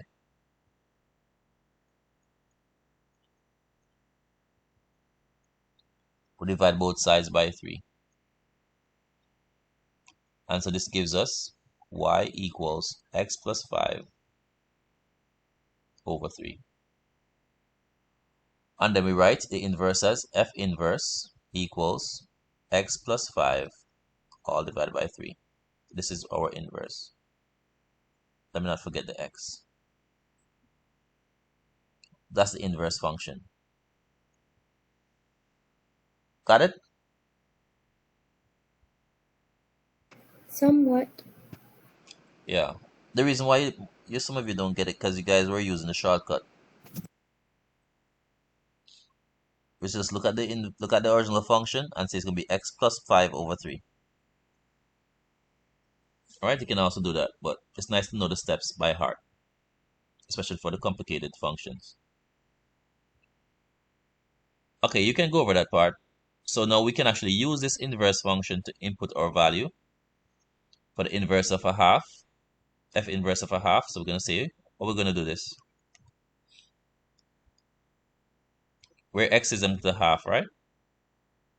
So f inverse of a half, we're going to put a half plus 5 over 3. And you can use your calculator to do that. That's 5.5. Say one thing right in the next. That's 5.5 divided by 3. Alright. You can use your calculator to do this. Or if you want to do it the long way, 2 5s 10 and 1 11 over 3. Over 2, sorry. Divided by 3. 5 2 is 10 plus 1 11 over 2 divided by 3. And then I can simplify this. Here's a technique you can learn. I want a whole number, so I multiply by the denominator. So 22 goes 1, 2, so I can cancel out the denominator. And multiply by 2 as well. And so we have 11 over 6. That's the answer. Next one. Again, it's x plus 5 over 3, right? So x now is 3/4 plus 5 over 3.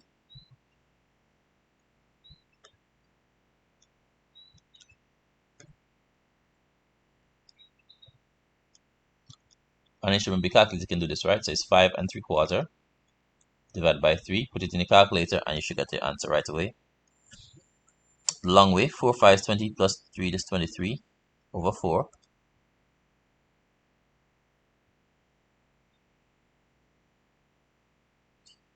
Alright, so 4 5 is 20 plus 3, 23 over 4 times 3. Now what I want to do now, I want to get rid of this denominator, so I multiply by 4 over 1, multiply by 4 as well. 4 cancel out 4. I'm left with 23 over 12. Alright, the last part of this question. Okay, we have 2 more parts. So can I please go back up, please? Sure.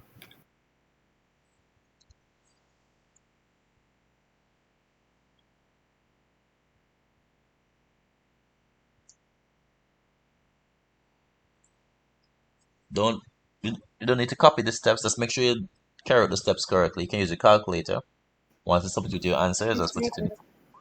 Let's put your use a calculator. Okay, don't necessarily gonna get complicated numbers like these. For instance, you might get a whole number instead as well as a value to substitute. But knowing this is good still. All right. Determine the value of x, which makes the following functions undefined. Okay, what's the h of x function? 2x plus 7 over 5, right? 2x plus 7.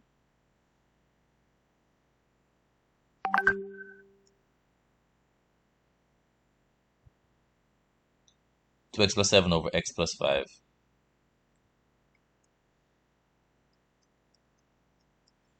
I don't know why they're talking in WhatsApp instead of this join. If they're not sleepy, they could still focus.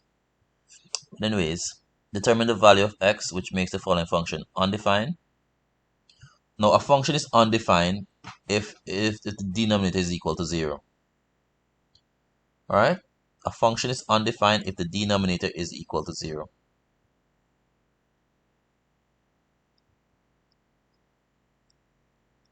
Denominator is equal to 0. So what's the denominator here? But I can tell what the denominator here is. Anisha? 5x. No, you can't add 5 to it. You can add unlike terms. X plus 5. X plus 5, thank you. So x plus 5. 5x is 5 times x. So the denominator, we set the denominator equal to 0. And what's the denominator? X plus 5 equated to 0. If you look at the denominator, it's not a quadratic expression. So we don't have to use a formula method or nothing like that. It's a linear. Meaning the highest power is 1. So we just need to transpose the number. So x is equal to -5. That's it. So what they asked us to calculate the value of x, which will actually make the denominator 0, in other words, or undefined. So if x is -5, -5 plus 5 is 0. So that's how we end up with a 0. If x here is -5, then -5 plus 5 will be 0. So they want a value of x that will make this undefined. The function h of x undefined. What about k of x? What about k of x? See all the people laughing and chatting on WhatsApp? They're quite happy. K of x, what's the denominator of k of x? 5x minus 1. Minus 1. And they're not paying attention, you know. Bro, I tell you. So the denominator is 5x minus 1. That's what he said to me. Yes, sir. We're gonna make it equal to what? 0, right? So we're transposing it, and we're gonna get 5x equal positive 1.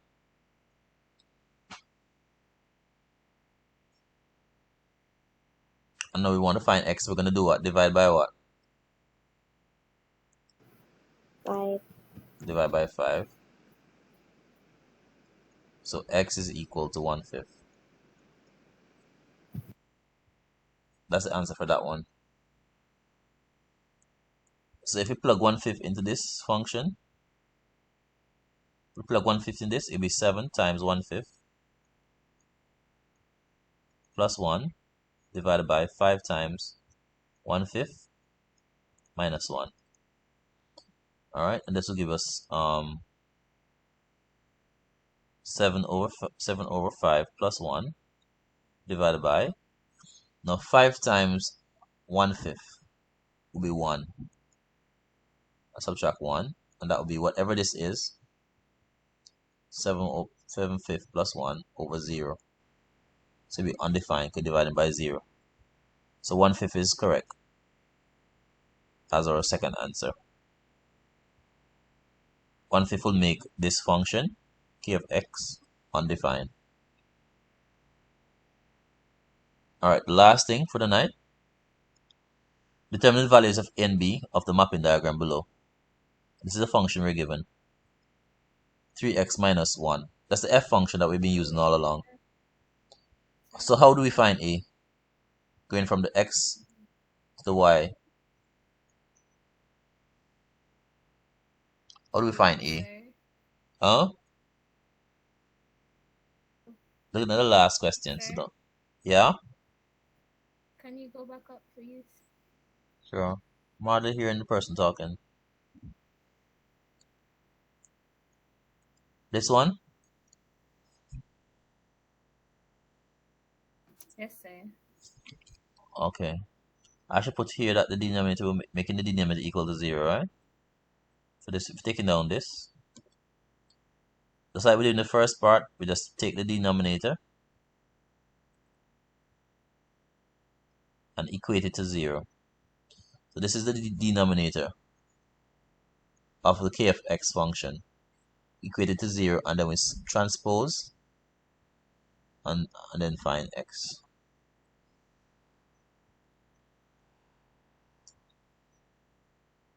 Then when I can scroll down. Okay, sir, you can go now. Okay. Who's that? Anisha? It's Teresa. Teresa? We're laughing on WhatsApp and having fun.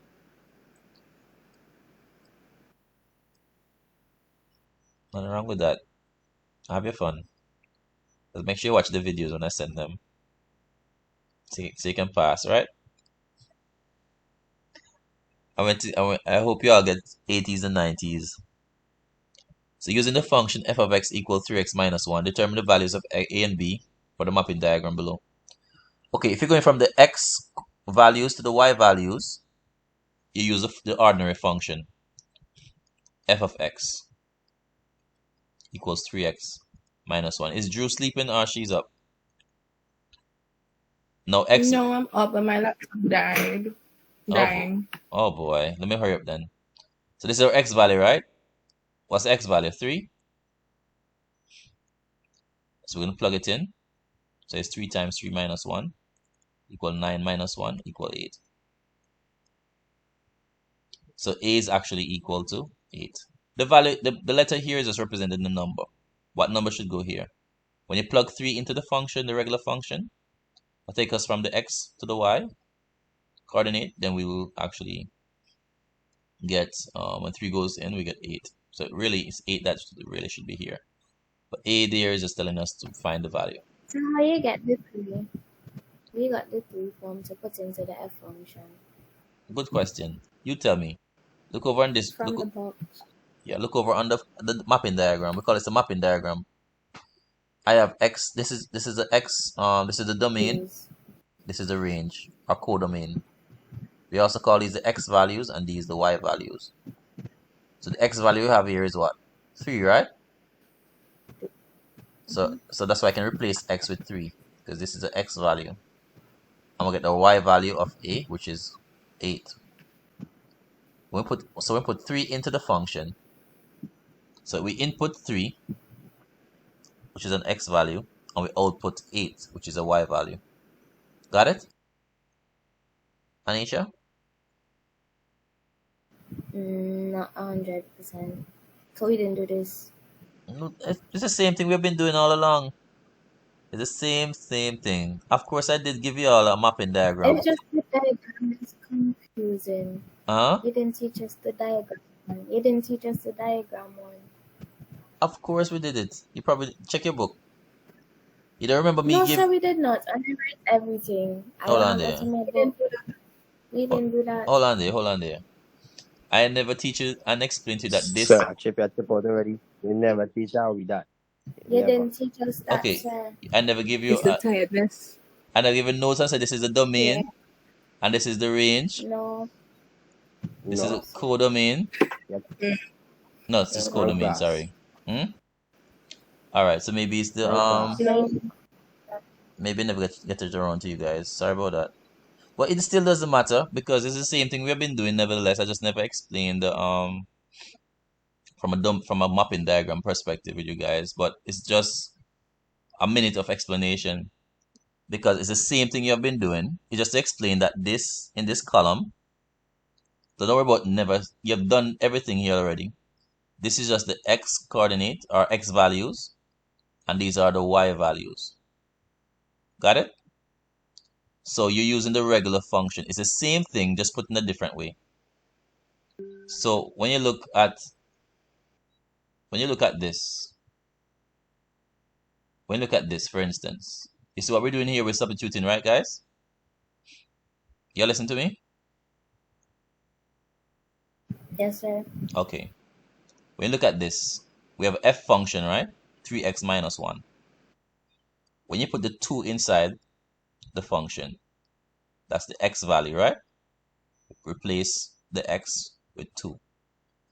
And what answer did you get? What answer did we get when putting 2? We plug 2 into the f 5. function, we get 5. Right, and 5 represent the y value. That's all it's saying. So these are domain and these are codomain. Domain, elements, codomain. They have many different names. X values, y values. Independent, dependent values. But don't let all that confuse you. It's just the fact that we're just basically inputting the values. So I'm just saying we take the 3, which is the x value, and put it in the function given to us. There are many different ways of representing the same thing. Many different ways. So sometimes you just need to understand what they're talking about. Alright, got it? So f of Yes, x sir. or f of 3. What am I doing here? Sorry about that. Alright, so typically we write the same function here. Yeah, so typically we write the same function.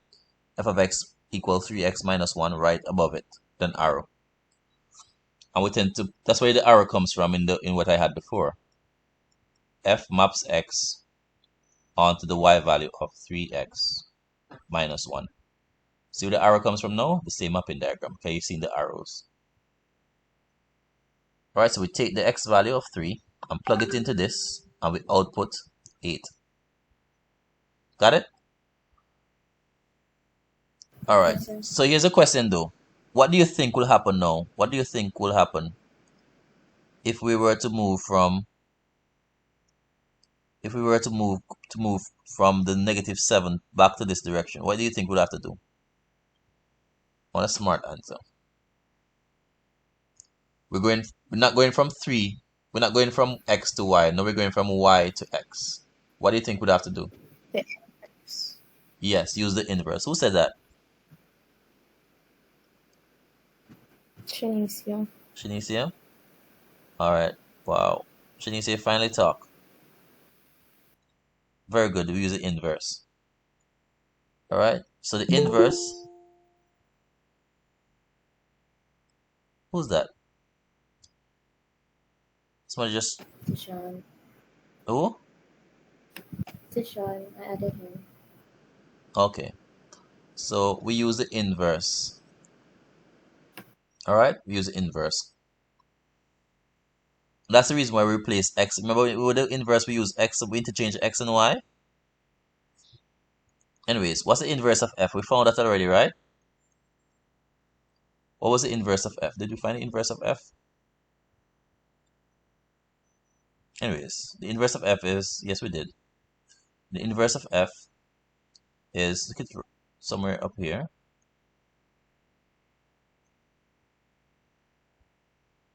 Right here, inverse of f. Write an expression for the inverse of f.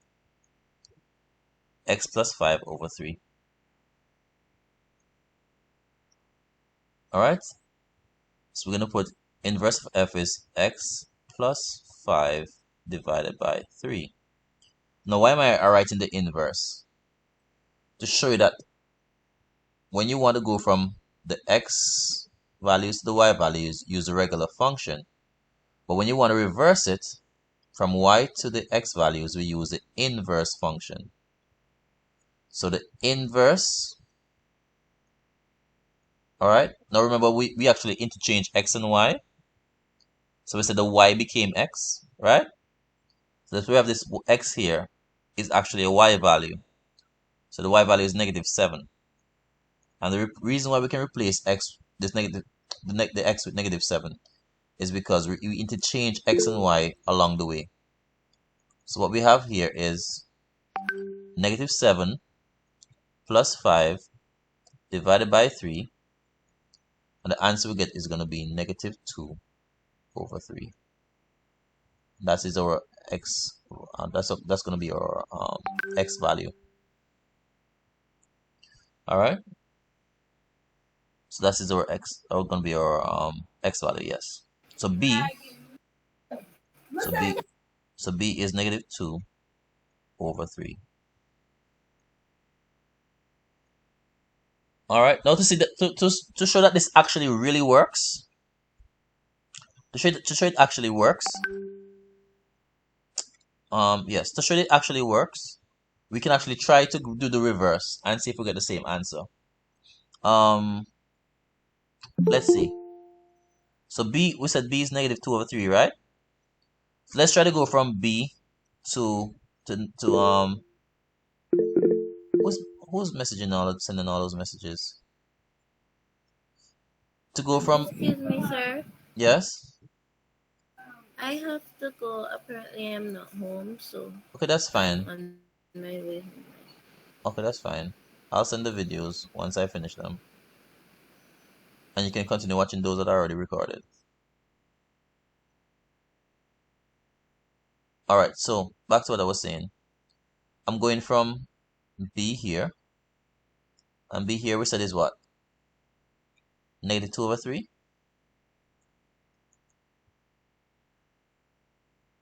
Yeah. So if I should put, so b is the x value. So if I put this x value into this function, it should output -7. So let's test it and see if that's going to work. F of -2 over 3 is equal to 3 times -2 over 3 minus 1. Remember, you're multiplying. So when we put 3 times -2 over 3, what happens? 3 into 3 goes once, and 3 and 3 goes once. So we have 1 times -2, which is -2. So this actually gives us, wait. No, this didn't work. This didn't work. What happened? Bum. Oh gosh, I made a mistake here. What was the inverse of f? What was f? 3x plus 5? Oh my goodness. I made a mistake here. The f function is 3x minus 1, right? I think because I'm scrolling up and down, I confuse these two. So the f function is 3x minus 1. So I use it correct there. Let me see. I use it correct here. 3x minus 1, 3x minus 1. I didn't use it correct here. So this is not the f function here. Y'all didn't see that I made a mistake there? So this is not correct. It's 3x minus 1, not 3x minus 5. So no wonder I get something mixed up there. So good when you have these testing things. So this would be 3x minus 1, minus 1, minus 1.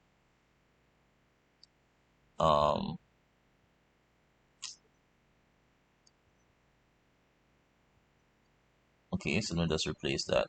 No biggie. Same procedure. 3x plus 1 over 3 plus 1 over 3 plus 1 over 3. All right, and so these would have to be corrected. All right, same procedure, right? So just use plus. Is it plus 5? You use plus 1 over 3. All right, h and x there, yeah. Right, so this here, so I'm confusing this. So no wonder I have two different things here. So this actually should be, and I wasn't even paying attention to that. Okay, let's do this again. My bad. Okay. So this is tiredness as well. Alright, so back to this. This will be plus 1 over 3. So plus 1 over 3. And this will actually work out to be negative 6. Negative 7 plus 1 will be negative 6. And we'll get a rounded number. 3 goes into 6 twice. So we get negative 2. So B is actually negative 2. Alright, so B is actually negative 2.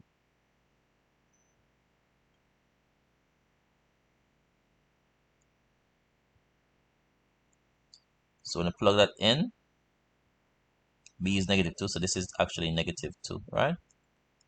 So I put negative 2 in the original function, which is 3x minus 1.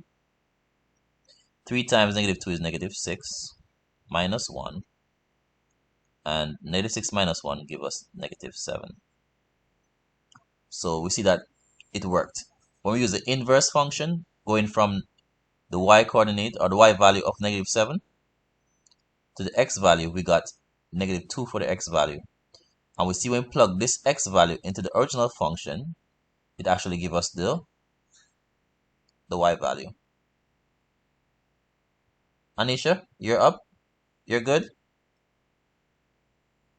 Yes, I'm here. I lost you? A little bit, but I think I understand. It's just Okay. because you had to change the rules. Okay, understand. Yeah, that could confuse you a bit. But in terms of the concept though, alright, so just explain to me what you understand from this part in terms of what you From gotta which do part? for this the last part here. Which is the last part? E. What is it? What's the significance of it? The mapping diagram.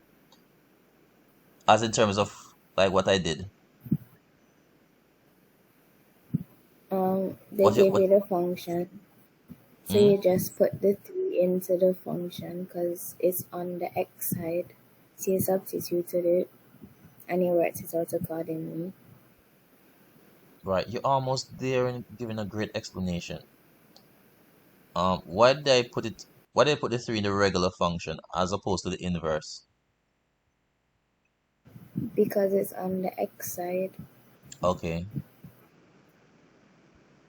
When do we put it in the inverse?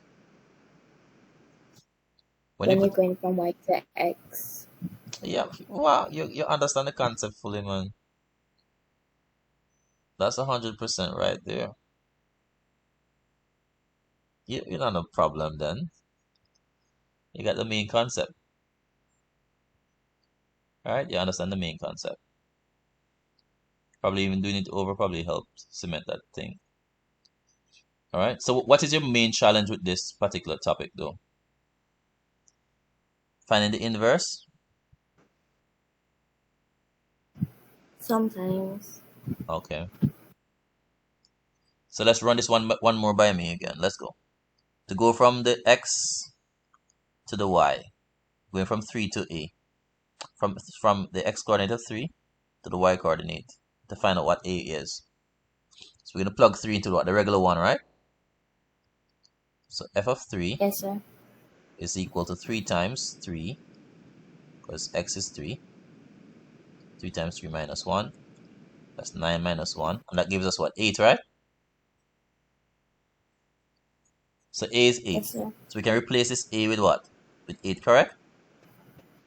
Yes, sir. Did we try the inverse and see if it actually works?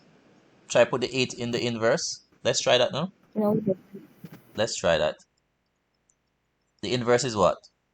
X plus 1, right? From a minus 1 to plus 1. And instead of multiplying by 3, we divide everything by 3. So that's the inverse. So we're going to say F inverse, because we're going from the Y now. From the 8, from the Y to the X, we use the inverse. So where X is, we put, even though we say X here, this X is really when we interchange F and X in the inverse function. So this X is really representing Y. So the Y value is 8. And so what we have here is what?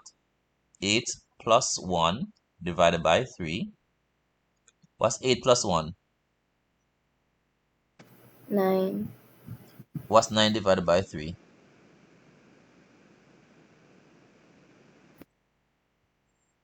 3. 3. See, we got back the 3. Make sense now? Makes sense, right? Yes, sir. Right. So yeah, that's the key. But now we're going from negative 7 to the X, right? From Y to X. So we have to use the inverse function for this. So negative 7 is equal to negative 7. That's the X value. Really the Y value, but we interchange for the inverse. So it's really the Y. These are really Y values. So the Y value of negative 7, where X goes where X is. We did an interchanging. When we're using the formula, we said interchange X with Y. That's it.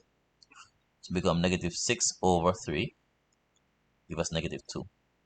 So B is actually negative 2. And if you want to check it, you can go from B. You can go from the B value, right, of negative 2, which is in X, to the Y coordinate, or Y value. We can try that out by putting in this. Since we're going from X to Y, we use the ordinary one, which is 3 times X minus 1. So 3 times negative 2 is negative 6. Minus 1, negative 7. That's it. So it's pretty easy.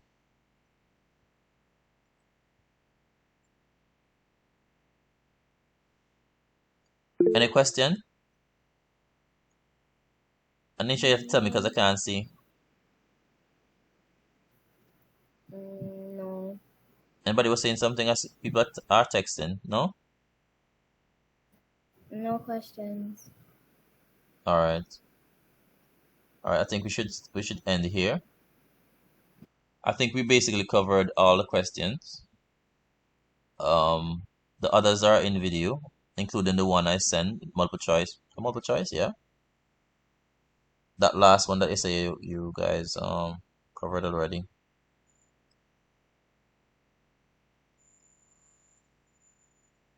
So that's it? Yeah, this is the one I'm talking about. Are you seeing it?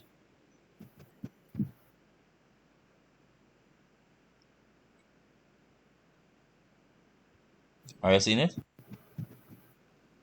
Let me know if you're seeing it. I'm seeing it. Yes, Yeah. sir. Okay, you can just We tell me the are answers seeing it. quickly. This will take about 5 minutes. What's the answer? Does this graph have a minimum or maximum? Tell me. A minimum.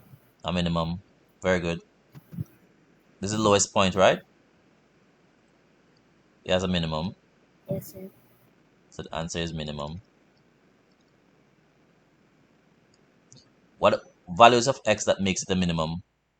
What's the value of x that makes it a minimum? 1.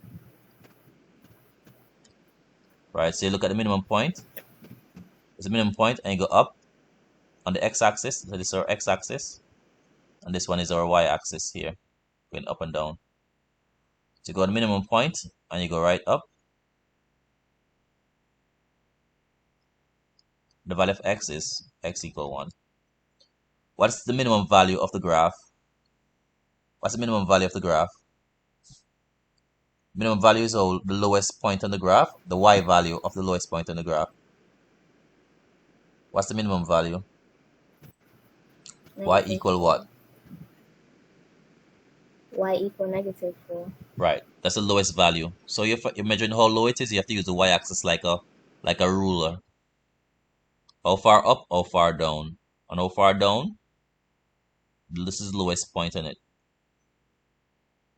Alright, it doesn't go any further, it doesn't go any point below this -4. So that's -4 is our lowest value on the graph. And what about the roots of the equation? Where does the graph cut the x-axis? I say roots. She has two answers. X equals something, x equal X equal 3y. X equal it's what? Two x values. -1 and 3. -1 and 3. -1 and 3. Very good. What about the y, the x-intercepts? That should be easy. What about the x-intercepts? -1 and 3. That's 3. Yeah, the x-intercepts and the roots are the same thing. -1 and 3. Coordinates of the x-intercepts. What are the coordinates of the x-intercepts? Coordinates mean you have a y value and an x value and a y value. So you're gonna still have the negative. You're gonna still have a -1, and you're still gonna have your 3. But what would be the y value? What's the y value of this point? 0. 0. Right, so that's -1, 0. 0. And this one is what? 3 what? 0. Very good. 0. Right. Any point on the x-axis? Y is 0. And these points are found on the x-axis and y is 0. Okay, what about the y-intercept? What about the y-intercept? Where does this graph intercept the y-axis? -2. Right here, right? -2. Right. This is the y-axis and the graph intercept it at -3. Y equal -3. So therefore, what are the coordinates of the y-intercept then? X coordinate and the y coordinate. Well, the y coordinate is actually -3, as you just told me. So what is the x coordinate of this point? You know, the y coordinate is -3. What's the x coordinate of this point? 0. Right. Any point on the y-axis, x is 0. Now you can go right up to the x-axis to find that out. So x-axis, and go straight up, it hits it at 0. 0, -3. Very good. You see, so for the x-intercepts, -1 and 3, those will be in the x-intercept, the coordinates of the x-intercept or x-intercept point. But the other values will be 0, as in the y coordinates. For the y-intercept, y is -3.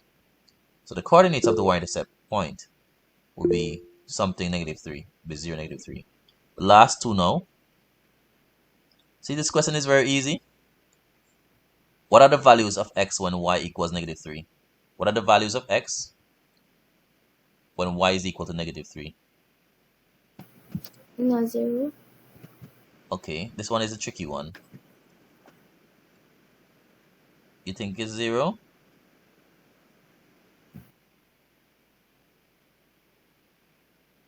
Anybody have an idea?